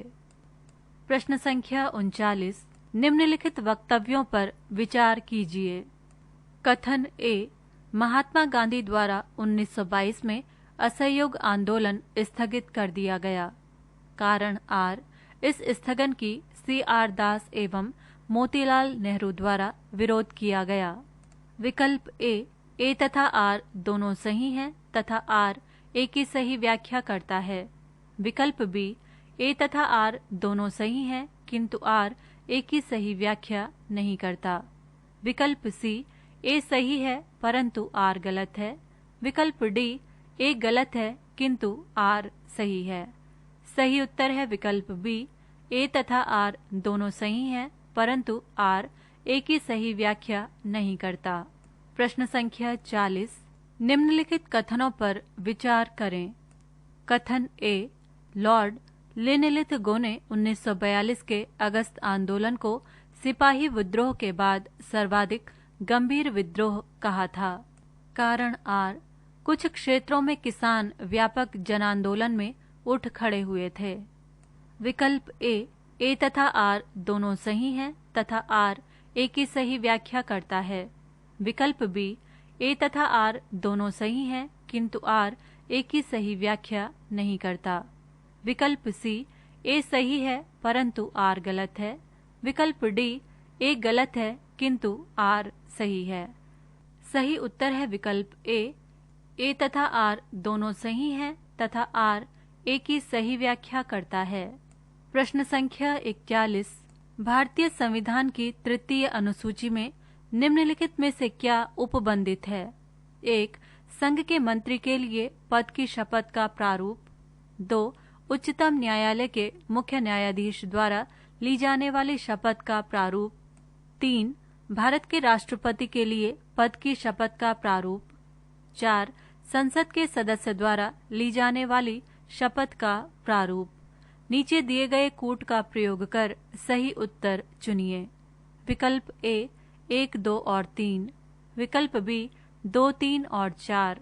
विकल्प सी 1, 2 और 4। विकल्प डी 1, 2, 3 और 4। सही उत्तर है विकल्प सी 1, 2 और 4। उत्तर की व्याख्या। भारतीय संविधान की तृतीय अनुसूची शपथ या प्रतिज्ञान के प्रारूप से संबंधित है। इस अनुसूची में निम्न के द्वारा ली जाने वाली पद तथा गोपनीयता की शपथ का प्रारूप दिया गया है। 1. संघ के मंत्री। 2. संसद के निर्वाचन के अभ्यर्थी। 3. संसद के सदस्य। 4. उच्चतम न्यायालय के न्यायाधीशों और भारत के नियंत्रक महालेखा परीक्षक। 5. किसी राज्य के मंत्री। 6. राज्य विधान मंडल के निर्वाचन के अभ्यर्थी। 7. राज्य विधान मंडल के सदस्य तथा 8. उच्च न्यायालयों के न्यायाधीश। इस प्रकार तृतीय अनुसूची में कुल 8 प्रारूप दिए गए हैं। भारत के राष्ट्रपति द्वारा शपथ या प्रतिज्ञान का प्रारूप संविधान के अनुच्छेद 60 में दिया गया है, न कि तृतीय अनुसूची में। प्रश्न संख्या 42, भारतीय संविधान में 5 के अंतर्गत कौन सा अनुच्छेद कारखानों में बालकों के नियोजन को प्रतिषेध करता है? विकल्प ए अनुच्छेद 24, विकल्प बी अनुच्छेद 23, विकल्प सी अनुच्छेद 17, विकल्प डी अनुच्छेद 19। सही उत्तर है विकल्प ए अनुच्छेद 24। प्रश्न संख्या 43, निम्नलिखित में से कौन सी मद भारत के संविधान की समवर्ती सूची में है? विकल्प ए जनसंख्या नियंत्रण और परिवार नियोजन, विकल्प बी लोक स्वास्थ्य और स्वच्छता, विकल्प सी प्रति व्यक्ति दर, विकल्प डी निखासत निधि। सही उत्तर है विकल्प ए जनसंख्या नियंत्रण और परिवार नियोजन। उत्तर की व्याख्या। दादाभाई नौरोजी 1892 में ब्रिटिश पार्लियामेंट के सदस्य के रूप में उदारवादी पार्टी के टिकट पर चुने गए थे, अतः कथन डी सही नहीं है, अन्य तीनों कथन सत्य हैं। प्रश्न संख्या 45, भारतीय संविधान में समता का अधिकार 5 अनुच्छेदों द्वारा प्रदान किया गया है। विकल्प ए अनुच्छेद 16 से अनुच्छेद 20, विकल्प बी अनुच्छेद 15 से अनुच्छेद 19, विकल्प सी अनुच्छेद 14 से अनुच्छेद 18, विकल्प डी अनुच्छेद 13 से अनुच्छेद 17। सही उत्तर है विकल्प सी अनुच्छेद 14 से अनुच्छेद 18। प्रश्न संख्या 45, निम्नलिखित में से कौन कथन दादाभाई नौरोजी के विषय में सत्य नहीं है? विकल्प ए उन्होंने poverty and un-British rule in India पुस्तक लिखी थी।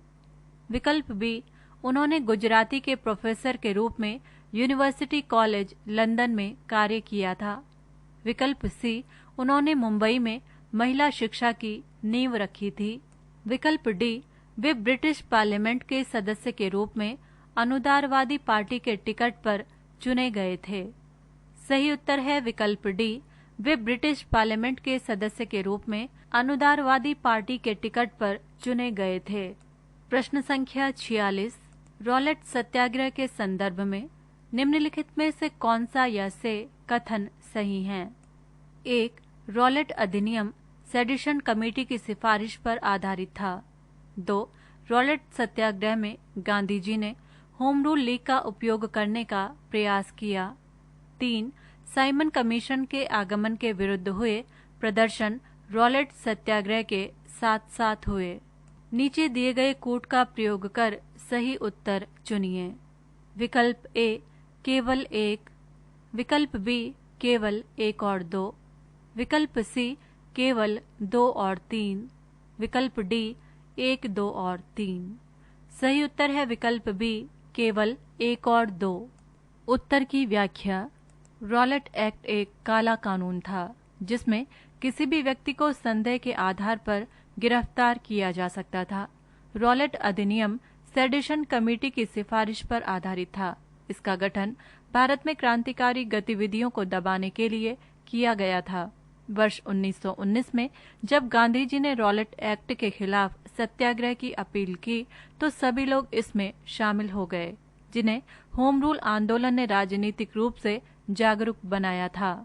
साइमन आयोग भारत में 3 जनवरी 1928 को पहुंचा, जिसके विरोध में सभी प्रमुख नगरों तथा कस्बों में हड़ताल रही तथा साइमन वापस जाओ के नारे से इसका स्वागत हुआ। प्रश्न संख्या 47, निम्नलिखित में से किसने कहा था विदेशी वस्त्रों की बर्बादी ही उनके साथ सर्वोत्तम व्यवहार है? विकल्प ए रविंद्रनाथ टैगोर, विकल्प बी महात्मा गांधी, विकल्प सी चित्तरंजन दास, विकल्प डी सुभाष चंद्र बोस। सही उत्तर है विकल्प बी महात्मा गांधी। प्रश्न संख्या 48, निम्नलिखित कथनों में से उस एक को चुनिए जो मंत्रिमंडल स्वरूप की सरकार के अंतर्निहित सिद्धांत को अभिव्यक्त करता है। विकल्प ए ऐसी सरकार के विरुद्ध आलोचना को कम से कम करने की व्यवस्था जिसके उत्तरदायित्व जटिल हैं तथा उन्हें सभी के संतोष के लिए निष्पादित करना कठिन है। विकल्प बी ऐसी सरकार के कामकाज में तेजी लाने की क्रियाविधि जिसके उत्तरदायित्व दिन प्रतिदिन बढ़ते जा रहे हैं। विकल्प सी सरकार के जनता के प्रति सामूहिक उत्तरदायित्व को सुनिश्चित करने के लिए संसदीय लोकतंत्र की एक क्रियाविधि। विकल्प डी उस शासनाध्यक्ष के हाथों को मजबूत करने का एक साधन जिसका जनता पर नियंत्रण हरासोन्मुख दशा में है। सही उत्तर है विकल्प सी सरकार के जनता के प्रति सामूहिक उत्तरदायित्व को सुनिश्चित करने के लिए संसदीय लोकतंत्र की एक क्रियाविधि। उत्तर की व्याख्या। संसदीय शासन प्रणाली को मंत्रिमंडलीय शासन प्रणाली या उत्तरदायी शासन प्रणाली के नाम से भी संबोधित किया जाता है। इसमें सरकार लोकसभा के प्रति उत्तरदायी होती है।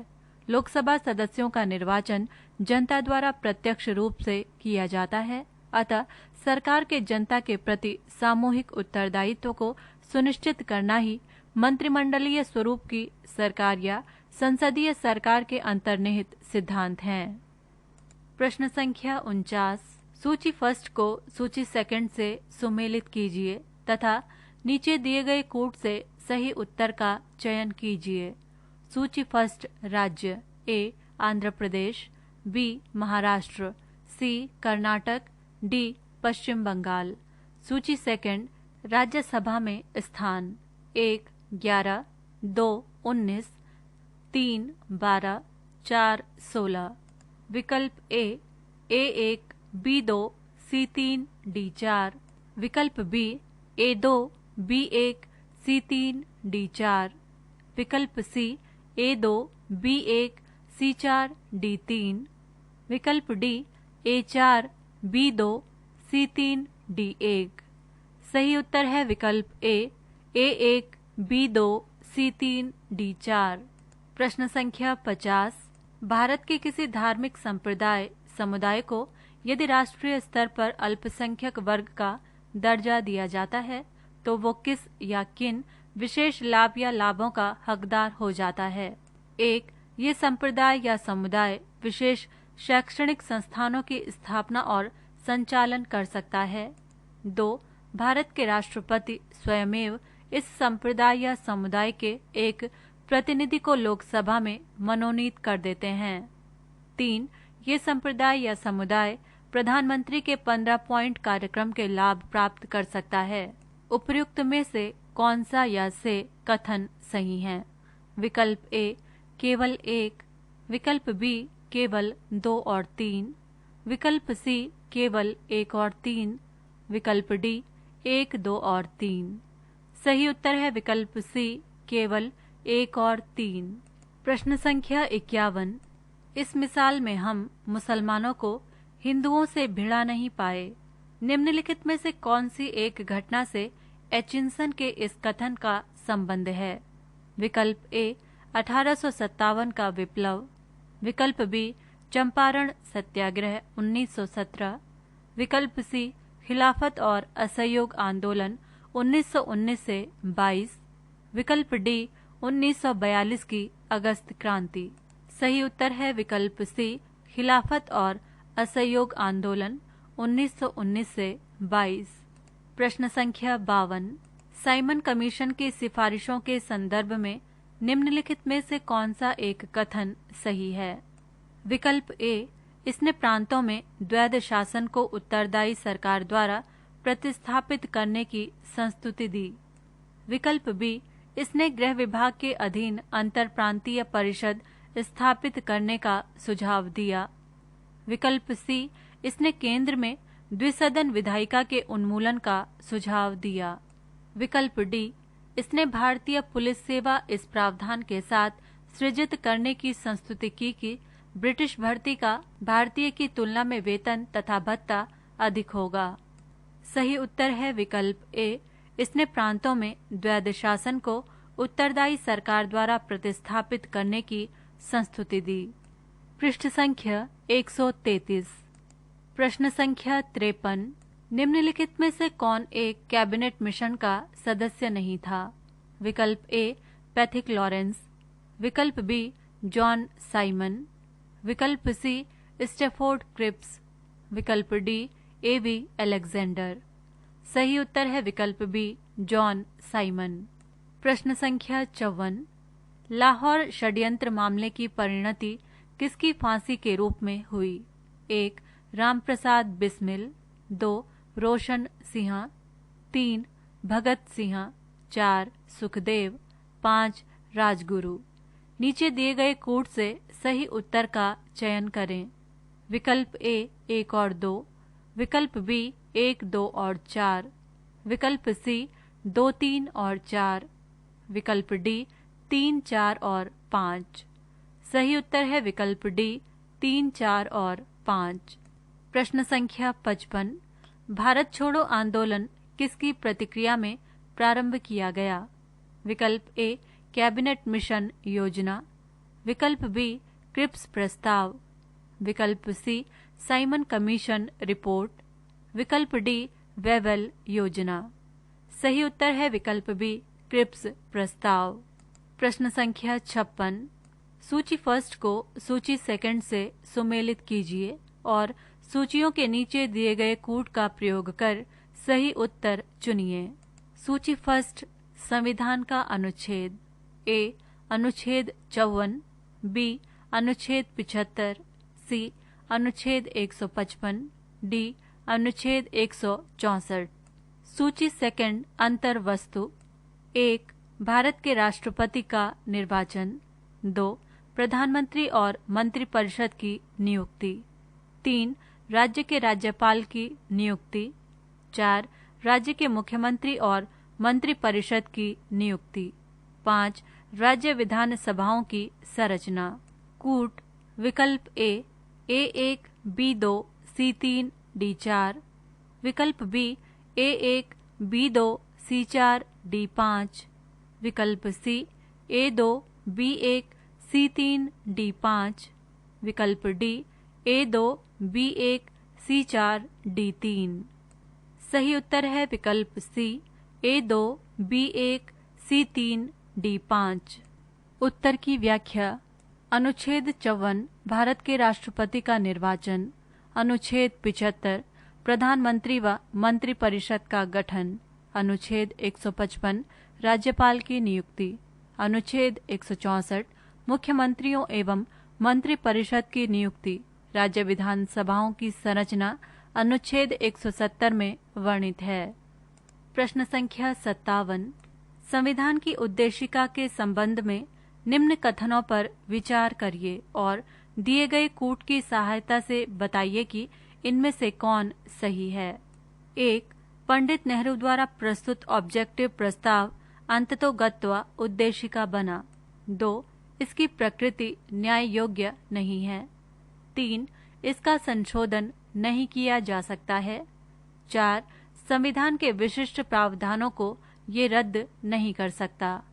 कूट: विकल्प ए केवल 1 और 2, विकल्प बी केवल 1, 2 और 4, विकल्प सी केवल 1, 2 और 3, विकल्प डी केवल 2, 3 और 4। सही उत्तर है विकल्प बी केवल 1, 2 और 4। उत्तर की व्याख्या: पंडित नेहरू द्वारा 13 दिसंबर 1946 को प्रस्तुत तथा संविधान सभा द्वारा 22 जनवरी 1947 को स्वीकृत ऑब्जेक्टिव अर्थात उद्देश्य प्रस्ताव ही अंततोगत्वा भारतीय संविधान की उद्देशिका बना था। इसकी प्रकृति न्याय योग्य अर्थात जस्टिसिएबल नहीं है। यद्यपि संविधान के विशिष्ट प्रावधानों को ये रद्द अर्थात ओवरराइड नहीं कर सकती, तथापि केशवानंद भारतीय मामले में सर्वोच्च न्यायालय के अनुसार संविधान की उद्देशिका का उपयोग संविधान के अस्पष्ट क्षेत्रों की व्याख्या करने में किया जा सकता है। उद्देशिका में संशोधन संभव है तथा 42वें संविधान संशोधन 1976 द्वारा इसमें समाजवादी, पंथ निरपेक्ष एवं अखंडता शब्द जोड़े गए थे। उद्देशिका संविधान के स्पष्ट प्रावधानों को रद्द नहीं कर सकती। इसका उपयोग भ्रम को दूर करने में किया जाता है। उद्देशिका का उपयोग इस निष्कर्ष के समर्थन में किया जाता है कि संविधान के मूल ढांचे में कोई परिवर्तन नहीं किया गया है। प्रश्न संख्या 58। खिलाफत आंदोलन के मुख्य उद्देश्य निम्नलिखित में से कौन कौन से थे? 1. भारत के मुसलमानों में ब्रिटिश विरोधी भावना उत्पन्न करना। 2. मुस्लिम समाज का सुधार। 3. पृथक निर्वाचक मंडल की मांग और खिलाफत का रक्षण। 4. ऑटोमन साम्राज्य की रक्षा और खिलाफत का रक्षण। उपर्युक्त में से कौन सा या से कथन सही है? विकल्प ए 1 और 2, विकल्प बी 2 और 3, विकल्प सी 3 और 4, विकल्प डी 1 और 4। सही उत्तर है विकल्प डी 1 और 4। उत्तर की व्याख्या: भारत के मुसलमान तुर्की के सुल्तान को इस्लामी साम्राज्य का खलीफा मानते थे। प्रथम विश्व युद्ध में तुर्की मित्र देशों के विरुद्ध लड़ रहा था। युद्ध के समय ब्रिटिश राजनीतिज्ञों ने भारतीय मुसलमानों को वचन दिया था कि वे तुर्की साम्राज्य को किसी प्रकार समाप्त नहीं होने देंगे। लेकिन युद्ध समाप्त होने के बाद ब्रिटिश सरकार ने तुर्की साम्राज्य का विघटन कर दिया। भारतीय मुसलमान ब्रिटिश साम्राज्य से नफरत करने लगे और उन्होंने तुर्की के ऑटोमन साम्राज्य की रक्षा और खलीफा को बनाए रखने के लिए आंदोलन प्रारंभ किया। तुर्की साम्राज्य के विभाजन के विरुद्ध शुरू हुए खिलाफत आंदोलन ने उस समय अधिक जोर पकड़ा जब इसमें गांधी जी सम्मिलित हुए। प्रश्न संख्या 59। जब 1946 में भारतीय मुस्लिम लीग को अंतरिम सरकार में सम्मिलित किया गया, तब लियाकत अली खां को जो विभाग दिया गया वो था: विकल्प ए विदेश, विकल्प बी गृह, विकल्प सी वित्त, विकल्प डी रक्षा। सही उत्तर है विकल्प सी वित्त। प्रश्न संख्या 60। निम्नलिखित कथनों पर विचार करें। 1. राष्ट्रपति भारत सरकार का कार्य अधिक सुविधापूर्वक किए जाने के लिए और मंत्रियों में उक्त कार्य के आवंटन के लिए नियम बनाएगा। 2. भारत सरकार की समस्त कार्यपालक कार्यवाहियों प्रधानमंत्री के नाम से की हुई कही जाएंगी। उपर्युक्त में से कौन सा या से कथन सही है? विकल्प ए केवल 1, विकल्प बी केवल 2, विकल्प सी 1 और 2 दोनों, विकल्प डी ना तो 1 और ना ही 2। सही उत्तर है विकल्प ए केवल 1। उत्तर की व्याख्या: भारतीय संविधान के अनुच्छेद 77(1) के अनुसार भारत सरकार की समस्त कार्यपालक कार्यवाहियां राष्ट्रपति के नाम से की हुई कही जाएंगी। तथा अनुच्छेद 77(3) के अंतर्गत राष्ट्रपति भारत सरकार का कार्य अधिक सुविधापूर्वक किए जाने के लिए और मंत्रियों में उक्त कार्य के आवंटन के लिए नियम बनाएगा। प्रश्न संख्या 61। भारत के संदर्भ में संसदीय शासन प्रणाली में निम्नलिखित में से कौन सा या से सिद्धांत संस्थागत रूप में निहित हैं? 1. मंत्रिमंडल के सदस्य संसद के सदस्य होते हैं। 2. जब तक मंत्रियों को संसद का विश्वास प्राप्त रहता है तब तक ही वे अपने पद पर बने रहते हैं। 3. राज्य का अध्यक्ष ही मंत्रिमंडल का अध्यक्ष होता है। उपर्युक्त में से कौन सा या से कथन सही है? विकल्प ए केवल 1 और 2, विकल्प बी केवल 3, विकल्प सी केवल 2 और 3, विकल्प डी 1, 2 और 3। सही उत्तर है विकल्प ए केवल 1 और 2। उत्तर की व्याख्या। अनुच्छेद 75(5) में उल्लेख है कि मंत्री बिना संसद सदस्य बने 6 माह से अधिक अपने पद पर नहीं रहेगा। अर्थात मंत्रिमंडल के सदस्य संसद के सदस्य होते हैं। मंत्रिपरिषद सामूहिक रूप से लोकसभा के प्रति उत्तरदायी होगी। अनुच्छेद 75(3) राज्य का अध्यक्ष राष्ट्रपति होता है, जबकि मंत्रिमंडल की अध्यक्षता प्रधानमंत्री करता है। प्रश्न संख्या 62। लोकसभा अध्यक्ष के पद के विषय में निम्नलिखित कथनों पर विचार करें। 1. वो राष्ट्रपति के प्रसाद पर्यंत पद धारण करता है। 2. ये आवश्यक नहीं कि अपने निर्वाचन के समय वो सदन का सदस्य हो, परंतु उसे अपने निर्वाचन के बाद 6 माह के भीतर सदन का सदस्य हो जाना पड़ेगा। 3. यदि वो त्यागपत्र देना चाहे तो उसे अपना त्यागपत्र उपाध्यक्ष को संबोधित करना होगा। उपर्युक्त में से कौन सा या से कथन सही है? विकल्प ए केवल 1 और 2, विकल्प बी केवल 3, विकल्प सी 1, 2 और 3, विकल्प डी उपर्युक्त में से कोई नहीं। सही उत्तर है विकल्प बी केवल 3। प्रश्न संख्या 63। निम्नलिखित कथनों में से कौन से भारत के बारे में सही हैं? सही उत्तर के चयन हेतु अधोलिखित कूट का उपयोग करें। 1. भारत विश्व का 5वां बड़ा देश है। 2. ये स्थल मंडल के कुल क्षेत्रफल का लगभग 2.4% भाग अधिकृत किए हुए है। 3. समूचा भारत उष्ण कटिबंध में स्थित है। 4. 82 डिग्री 30 मिनट पूर्वी देशांतर का उपयोग भारतीय मानक समय को निर्धारित करने के लिए किया जाता है। विकल्प ए 1 और 2, विकल्प बी 2 और 3, विकल्प सी 1 और 3, विकल्प डी 2 और 4। सही उत्तर है विकल्प डी 2 और 4। प्रश्न संख्या 64। निम्नलिखित में से कौन सा भारतीय राज्य कर्क रेखा के उत्तर में स्थित है? विकल्प ए झारखंड, विकल्प बी मणिपुर, विकल्प सी मिजोरम, विकल्प डी त्रिपुरा। सही उत्तर है विकल्प बी मणिपुर। प्रश्न संख्या 65। यदि हिमालय पर्वत श्रेणियां नहीं होती तो भारत पर सर्वाधिक संभाव्य भौगोलिक प्रभाव क्या होता? 1. देश के अधिकांश भाग में साइबेरिया से आने वाली शीत लहरों का अनुभव होता। 2. सिंधु गंगा मैदान इतनी सुविस्तृत जलोढ़ मृदा से वंचित होता। 3. मॉनसून का प्रतिरूप वर्तमान प्रतिरूप से भिन्न होता। उपर्युक्त में से कौन सा या से कथन सही है? विकल्प ए केवल 1, विकल्प बी केवल 1 और 3, विकल्प सी केवल 2 और 3, विकल्प डी 1, 2 और 3। सही उत्तर है विकल्प डी 1, 2 और 3। उत्तर की व्याख्या। यदि हिमालय पर्वत श्रेणियां नहीं होती तो भारत के अधिकांश भाग में साइबेरिया से आने वाली शीत लहरों का अनुभव होता। सिंधु गंगा मैदान इतनी सुविस्तृत जलोढ़ मृदा से वंचित होता तथा मॉनसून का प्रतिरूप वर्तमान प्रतिरूप से भिन्न होता। पृष्ठ संख्या 134। प्रश्न संख्या 66। हिमालय की पहाड़ी श्रृंखला में ऊंचाई के साथ साथ निम्न कारणों से वनस्पति में परिवर्तन आता है। 1. तापमान में गिरावट। 2. वर्षा में बदलाव। 3. मिट्टी का अनउपजाऊ होना। 4. तेज हवा। सही उत्तर चुनिए।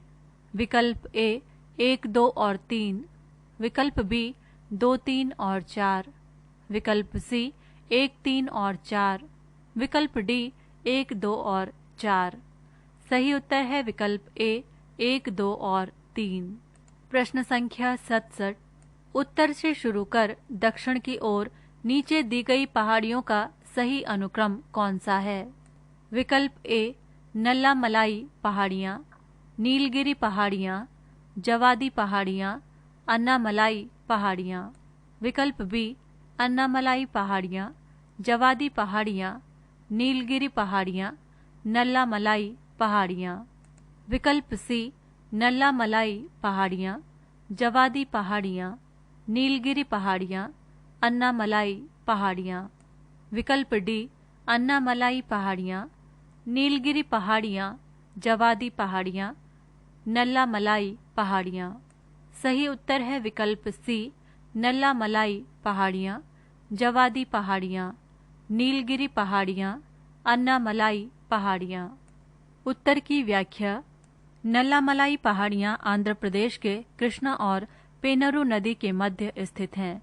ये पूर्वी घाट की पहाड़ी में पूर्वी तटीय मैदान के समानांतर महानदी ओडिशा से नीलगिरी की पहाड़ियों के मध्य विस्तृत हैं।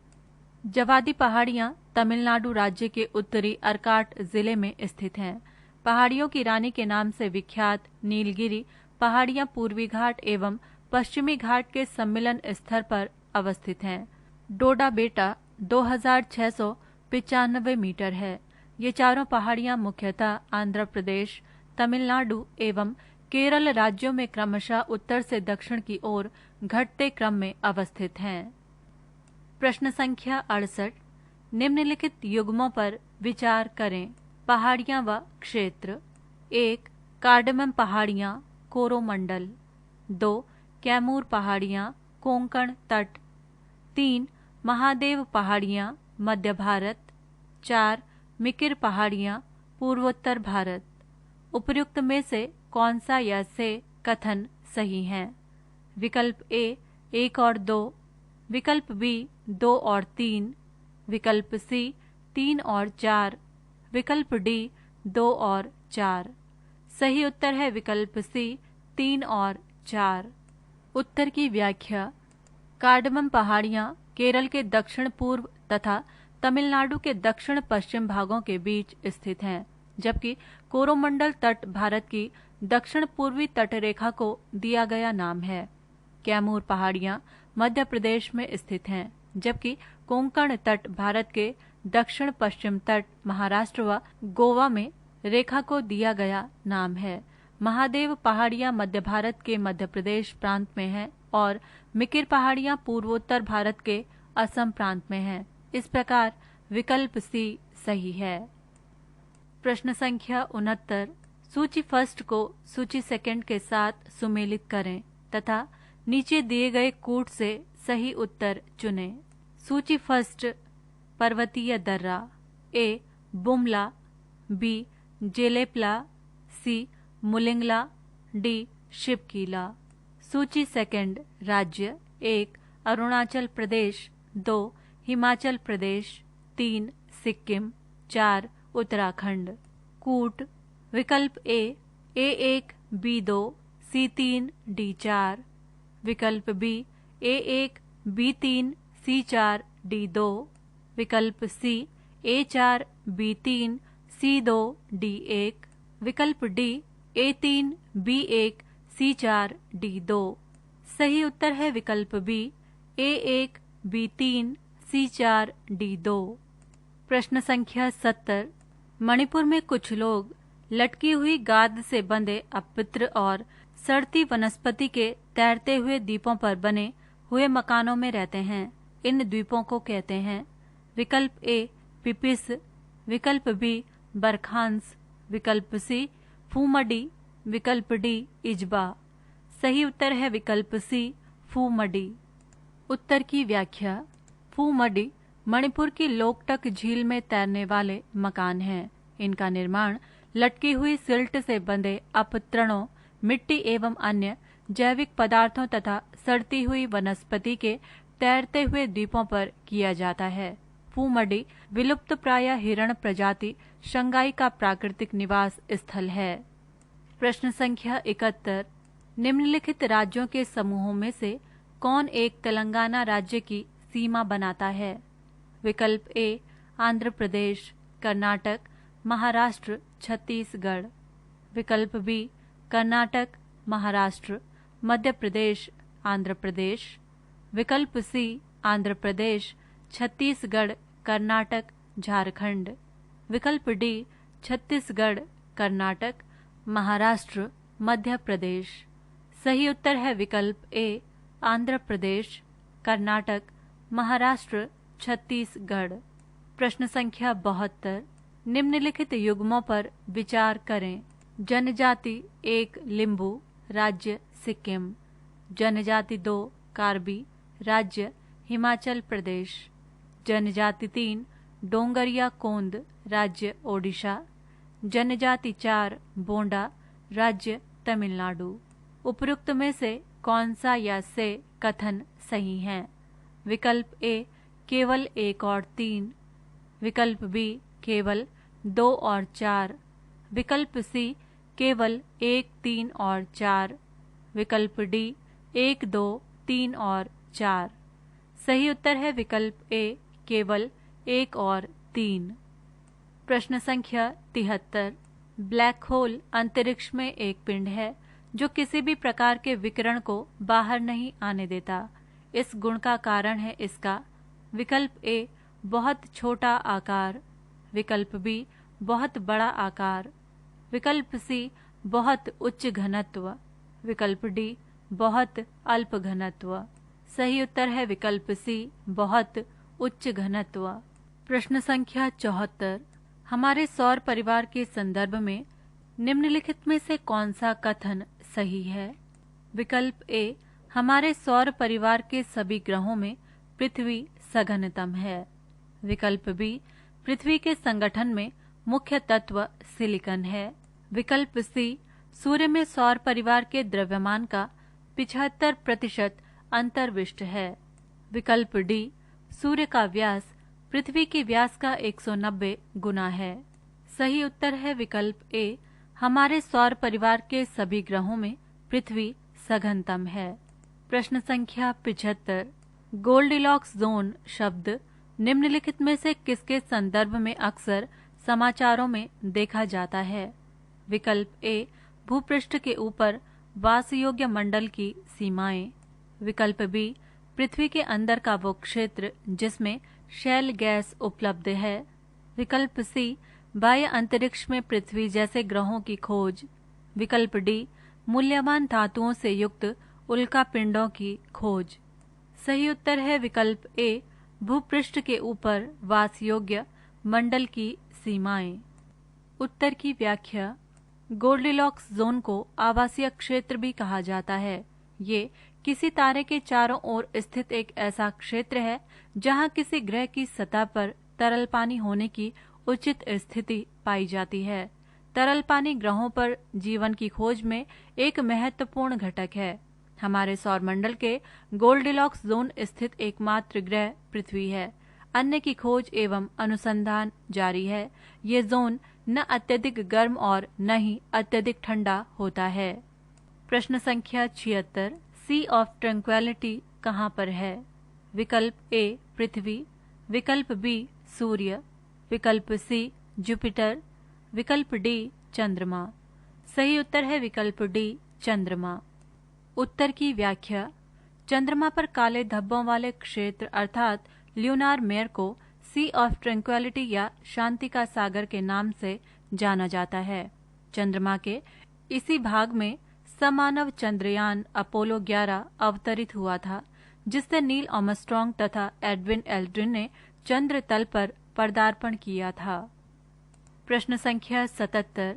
निम्नलिखित में से कौन सा एक जलडमरू मध्य अंतर्राष्ट्रीय तिथि रेखा के सर्वाधिक निकट है? विकल्प ए मलक्का जलडमरू मध्य। विकल्प बी बेरिंग जलडमरू मध्य। विकल्प सी फ्लोरिडा जलडमरू मध्य। विकल्प डी जिब्राल्टर जलडमरू मध्य। सही उत्तर है विकल्प बी बेरिंग जलडमरू मध्य। प्रश्न संख्या 78, निम्नलिखित कथनों पर विचार करें। 1. फीता कृमि अर्थात टेपवर्म उभयलिंगी अर्थात हर्माफ्रोडाइट है। 2.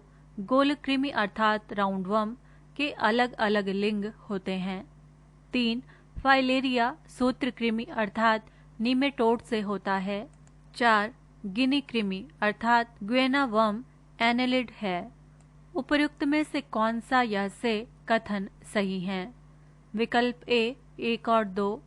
विकल्प बी 1, 2 और 3। विकल्प सी 3 और 4। विकल्प डी 2, 3 और 4। सही उत्तर है विकल्प बी 1, 2 और 3। उत्तर की व्याख्या।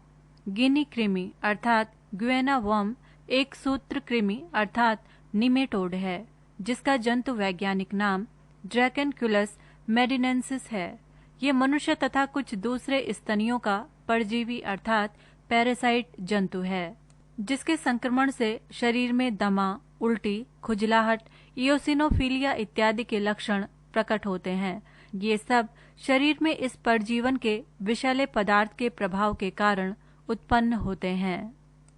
प्रश्न संख्या 79, कैनोला मानव उपभोग के लिए उगाई गई विशिष्ट प्रकार की तिलहन सरसों की किस्मों को निर्दिष्ट करता है। इन किस्मों की मुख्य विशेषता ये है कि विकल्प ए इनकी बीजों में तेल मात्रा अत्यधिक उच्च होती है। विकल्प बी इनके तेल में असंतृप्त वसा अम्लों की प्रचुरता होती है। विकल्प सी इनके तेल की शेल्फ आयु लंबी होती है। विकल्प डी इनके तेल में इरुसिल अम्ल की बहुत अल्प मात्रा होती है। सही उत्तर है विकल्प डी इनके तेल में इरुसिल अम्ल की बहुत अल्प मात्रा होती है। उत्तर की व्याख्या।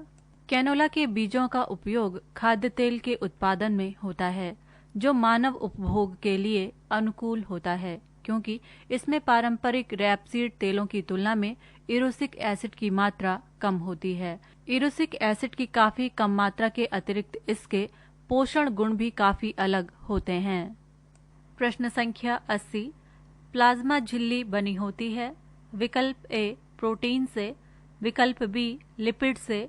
विकल्प सी कार्बोहाइड्रेट से। विकल्प डी दोनों ए तथा बी से। सही उत्तर है विकल्प डी दोनों ए तथा बी से। उत्तर की व्याख्या। प्लाज्मा झिल्ली या कोशिका झिल्ली एक अर्धपारगम्य सजीव झिल्ली है, जो प्रत्येक सजीव कोशिका के जीव द्रव्य को घेर कर रखती है। कोशिका झिल्ली का निर्माण 3 परतों से मिलकर होता है। इसमें से बाहरी एवं भीतरी परतें प्रोटीन द्वारा तथा मध्य वाली परत का निर्माण लिपिड या वसा द्वारा होता है। प्रश्न संख्या 81, आहार में नियमित रूप से ताजे फल और सब्जियां ग्रहण करना वांछनीय है, क्योंकि ये ऑक्सीकरण रोधी अर्थात एंटीऑक्सीडेंट्स तत्वों के अच्छे स्रोत होते हैं। ऑक्सीकरण रोधी तत्व व्यक्ति के स्वस्थ बने रहने और दीर्घायु होने में किस प्रकार सहायक सिद्ध होते हैं? विकल्प ए ये शरीर में उन एंजाइमों को सक्रिय कर देते हैं जो विटामिनों के संश्लेषण के लिए आवश्यक होते हैं और विटामिन हीनता नहीं होने देने में मदद करते हैं। विकल्प बी ये शरीर में कार्बोहाइड्रेट, वसा तथा प्रोटीन के अतिरिक्त ऑक्सीकरण को रोकते हैं और ऊर्जा को अनावश्यक नष्ट होने से बचाने में मदद करते हैं। विकल्प सी ये शरीर में चयापचय के उपोत्पाद के रूप में उत्पन्न मुक्त मूलकों को निष्क्रिय बनाते हैं। विकल्प डी ये शरीर की कोशिकाओं में कुछ जीन को सक्रिय करते हैं और वृद्धत्व की क्रिया को विलंबित करने में मदद करते हैं। सही उत्तर है विकल्प सी ये शरीर में चयापचय के उपोत्पाद के रूप में उत्पन्न मुक्त मूलकों को निष्क्रिय बनाते हैं। उत्तर की व्याख्या।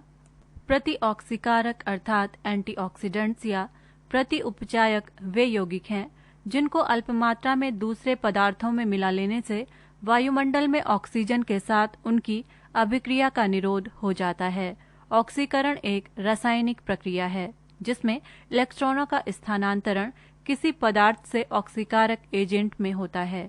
ऑक्सीकरण अभिक्रिया के फलस्वरूप मुक्त मूलक उत्पन्न हो सकते हैं जिनके द्वारा कोशिकाओं की क्षति पहुंचाने वाली श्रृंखला अभिक्रिया आरंभ हो जाती है।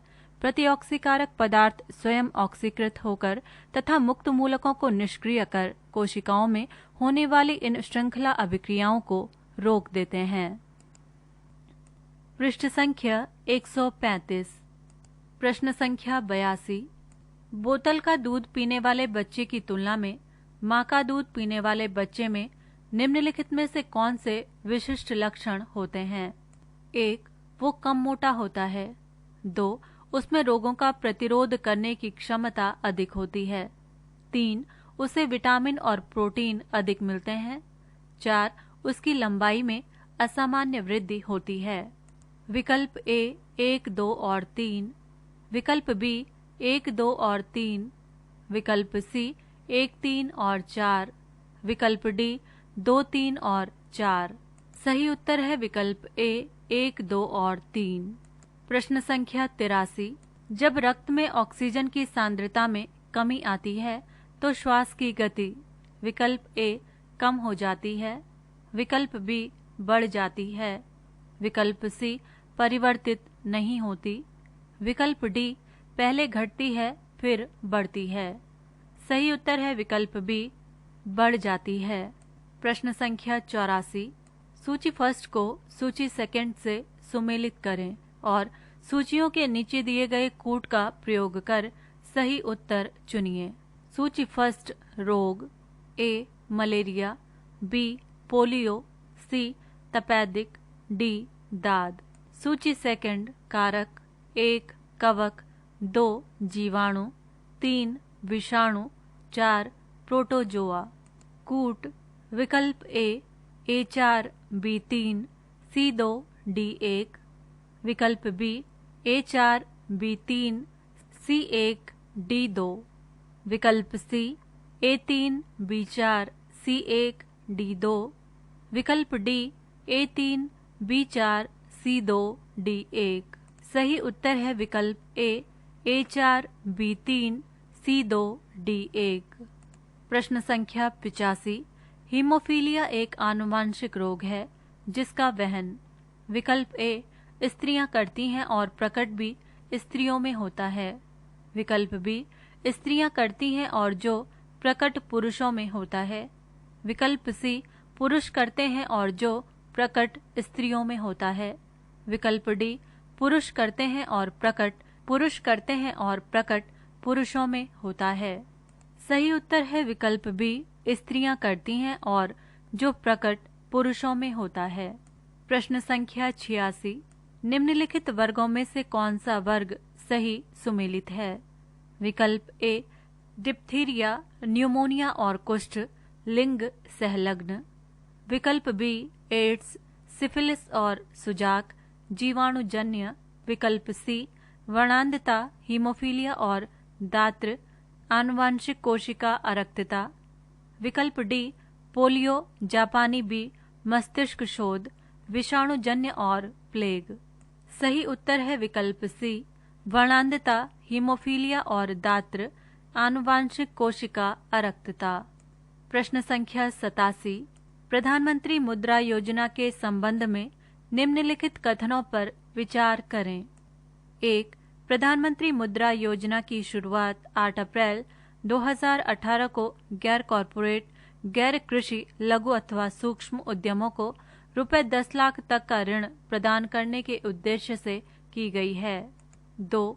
प्रधानमंत्री मुद्रा योजना के तहत 3 प्रकार के ऋणों की व्यवस्था की गई: शिशु, किशोर व तरुण। 3.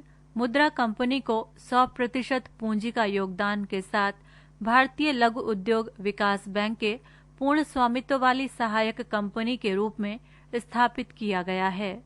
उपर्युक्त में से कौन सा या से कथन सही है?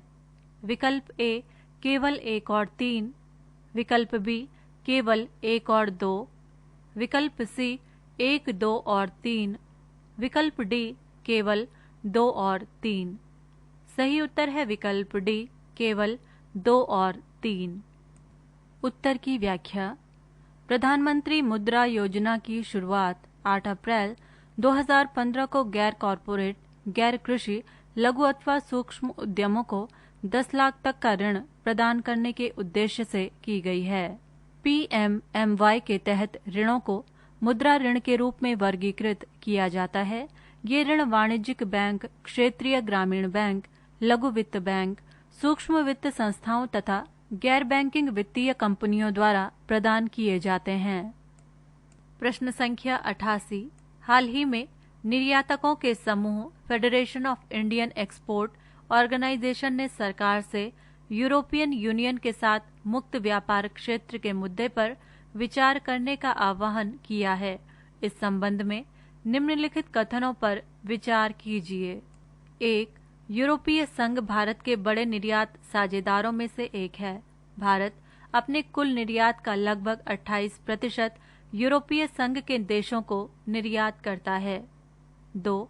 वर्ष 2019 में यूरोपीय संघ के साथ भारत का निर्यात लगभग 58.4 बिलियन डॉलर था, जबकि भारत के प्रतिद्वंदी वियतनाम का निर्यात 52.2 बिलियन डॉलर था। 3.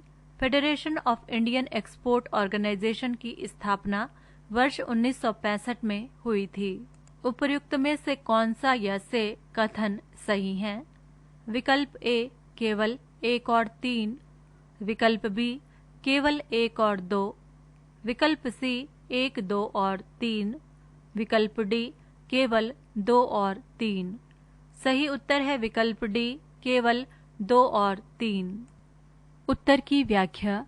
भारत अपने कुल निर्यात का लगभग 18% यूरोपीय संघ के देशों को निर्यात करता है। Federation of Indian export organisation के अनुसार भारत का निकटतम प्रतिद्वंदी वियतनाम पूर्व में ही यूरोपीय संघ के साथ एक मुक्त व्यापार क्षेत्र संबंधी समझौता कर चुका है, जिसके अगस्त 2020 तक प्रभावी होने की संभावना है। प्रश्न संख्या 89। अय्यनकाली शहरी रोजगार गारंटी योजना के संबंध में निम्नलिखित कथनों पर विचार करें। 1. केरल में अय्यनकाली शहर रोजगार गारंटी योजना का कार्यान्वयन किया जा रहा है। 2. केरल सरकार की ये योजना भी मनरेगा के ही समान है, किंतु इसमें ग्रामीण श्रमिकों के स्थान पर शहरी गरीबों को लक्षित किया गया है। 3. केरल सरकार की इस योजना में महिलाओं को खास प्राथमिकता दी गई है। योजना से संबंधित नियमों के अनुसार योजना के कुल लाभार्थियों में से लगभग 50% महिलाएं होंगी। उपर्युक्त में से कौन सा या से कथन सही है? विकल्प ए, केवल 1 और 3। विकल्प बी, केवल 1 और 2। विकल्प सी, 1, 2 और 3। विकल्प डी, केवल 2 और 3। सही उत्तर है विकल्प सी, 1, 2 और 3। प्रश्न संख्या 90। हाल ही में ग्रामीण विकास मंत्रालय द्वारा कराए गए एक अध्ययन के अनुसार सांसदों की पर्याप्त रुचि के अभाव तथा धन की कमी से प्रभावित हो रही है। इस संबंध में निम्नलिखित कथनों पर विचार करें। 1. ये अध्ययन 5वें सामान्य समीक्षा मिशन के एक भाग के रूप में किया गया है। 2. सामान्य समीक्षा मिशन ग्रामीण विकास मंत्रालय के विभिन्न कार्यक्रमों तथा योजनाओं की प्रगति की स्वतंत्र रूप से समीक्षा करने का कार्य करता है। 3. इस अध्ययन टीम में सेवानिवृत्त नौकरशाह, शिक्षाविद और विभिन्न अनुसंधान संगठनों के सदस्य शामिल होते हैं। उपर्युक्त में से कौन सा या से कथन सही है? विकल्प ए, केवल 1 और 3। विकल्प बी, केवल 1 और 2। विकल्प सी, 1, 2 और 3। विकल्प डी, केवल 2 और 3। सही उत्तर है विकल्प सी, 1, 2 और 3। उत्तर की व्याख्या। वर्ष 2014 में प्रधानमंत्री द्वारा राष्ट्र निर्माण के हिस्से के रूप में सांसद आदर्श ग्राम योजना की घोषणा की गई थी। इस योजना के तहत लोकसभा सांसदों को वर्ष 2016 तक अपने निर्वाचन क्षेत्र में एक आदर्श ग्राम को विकसित करना है। तत्पश्चात वर्ष 2019 तक 3 और वर्ष 2024 तक 5 आदर्श ग्रामों का निर्माण करना था। इस योजना का उद्देश्य प्रत्येक जिले में न्यूनतम एक आदर्श ग्राम का विकास करना था, ताकि निकटवर्ती ग्राम पंचायतों को उन उपायों को अपनाने के लिए प्रेरित कर सकें।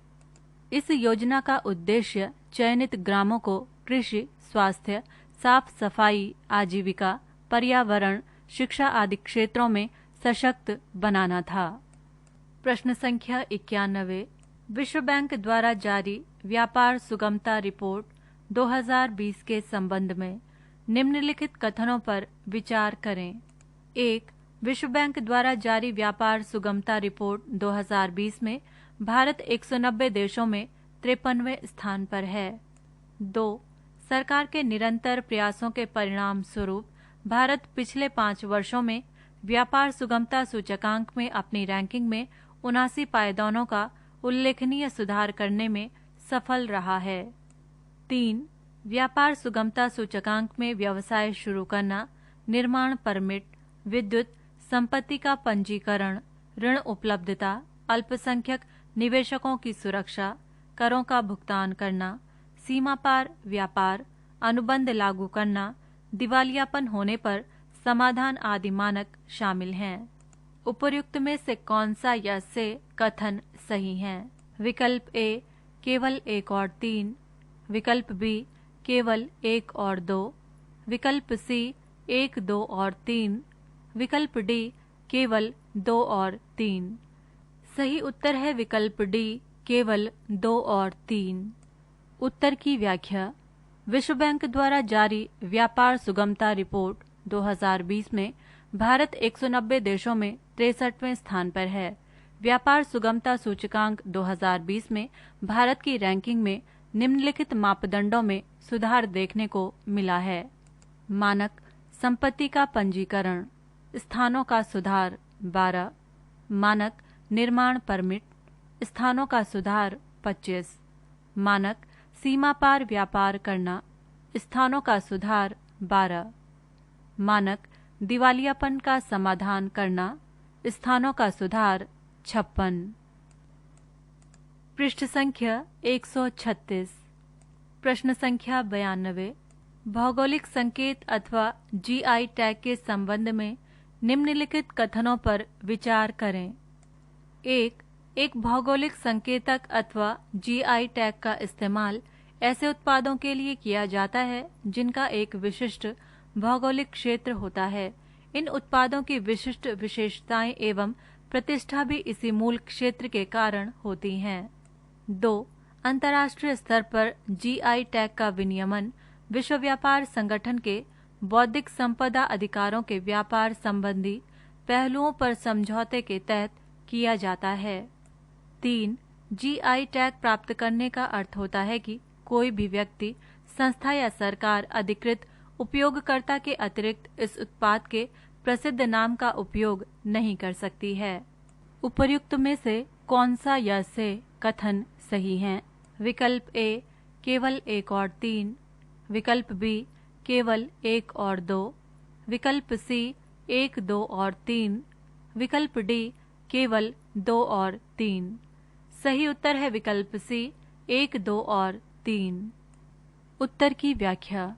हाल ही में मलिहाबादी दशहरी आम की बिक्री में भौगोलिक संकेत अथवा जीआई टैग के महत्वपूर्ण योगदान को देखते हुए सेंटर इंस्टीट्यूट फॉर सब ट्रॉपिकल हॉर्टिकल्चर ने आम की अन्य किस्मों जैसे गौरजीत, बनारसी, लंगड़ा, चौसा तथा रटौल आदि के लिए जीआई टैग प्राप्त करने की प्रक्रिया शुरू कर दी है। प्रश्न संख्या 93 हाल ही में भारत सरकार ने भारतीय रिजर्व बैंक के परामर्श से सॉवरेन गोल्ड बॉन्ड जारी करने का निर्णय लिया है। इस संबंध में निम्नलिखित कथनों पर विचार करें। 1. ये बॉन्ड 6 अवधि श्रृंखलाओं में अप्रैल 2020 से सितंबर 2020 के मध्य जारी किए जाएंगे। 2. इनकी 10 वर्ष की समयावधि होगी और 5वें वर्ष के पश्चात इससे बाहर निकलने का विकल्प रहेगा, जिसका इस्तेमाल ब्याज भुगतान की तिथियों पर किया जा सकता है। 3.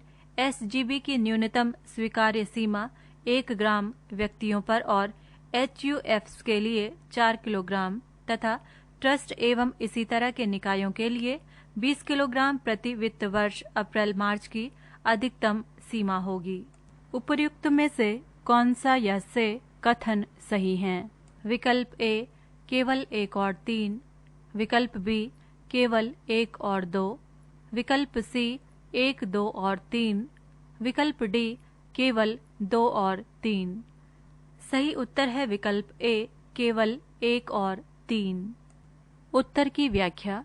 सॉवरेन गोल्ड बॉन्ड की समयावधि 8 वर्ष होगी और 5वें साल के पश्चात इससे बाहर निकलने का विकल्प रहेगा, जिसका इस्तेमाल ब्याज भुगतान की तिथियों पर किया जा सकता है। ये बॉन्ड 6 अवधि श्रृंखलाओं में अप्रैल 2020 से सितंबर 2020 के मध्य जारी किए जाएंगे। प्रश्न संख्या 94।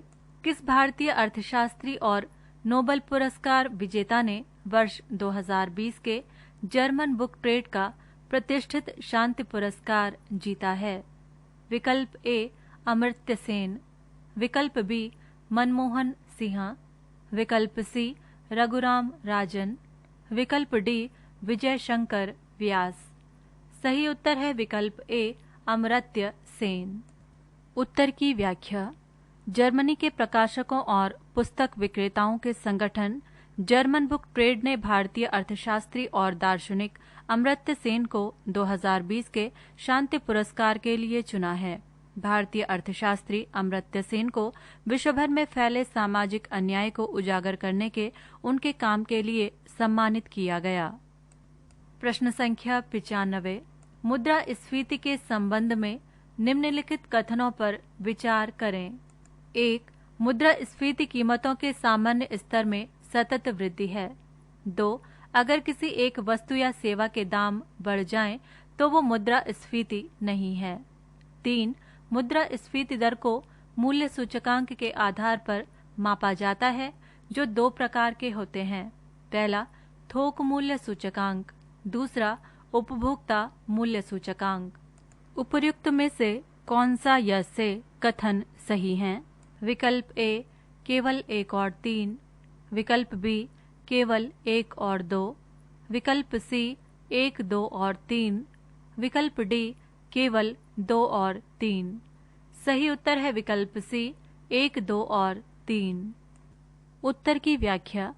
मुद्रास्फीति कीमतों के सामान्य स्तर में सतत वृद्धि है।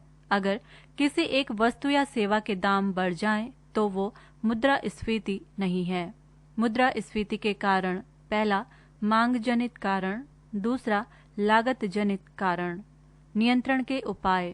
पहला अर्थव्यवस्था में मुद्रा के प्रवाह को कम करना, दूसरा उत्पादन में वृद्धि अथवा उत्पादों का आयात करना, तीसरा उत्पादन तकनीक में सुधार कर उत्पादकों की लागत कम करना। प्रश्न संख्या 96।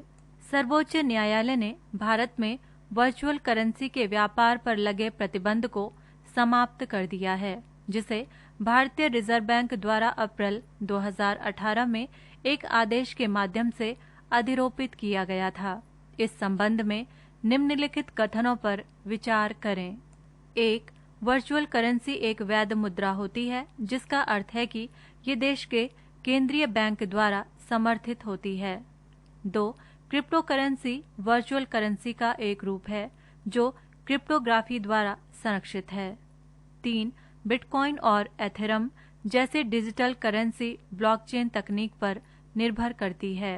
उपर्युक्त में से कौन सा यह से कथन सही हैं? विकल्प A केवल 1 और 3, विकल्प B केवल 1 और 2, विकल्प C 1, 2 और 3, विकल्प D केवल 2 और 3। सही उत्तर है विकल्प D केवल 2 और 3। उत्तर की व्याख्या। वर्चुअल करेंसी एक वैध मुद्रा नहीं होती है, जिसका अर्थ है कि ये देश के केंद्रीय बैंक अर्थात भारत की स्थिति में भारतीय रिजर्व बैंक द्वारा समर्थित नहीं होती है। प्रश्न संख्या 97।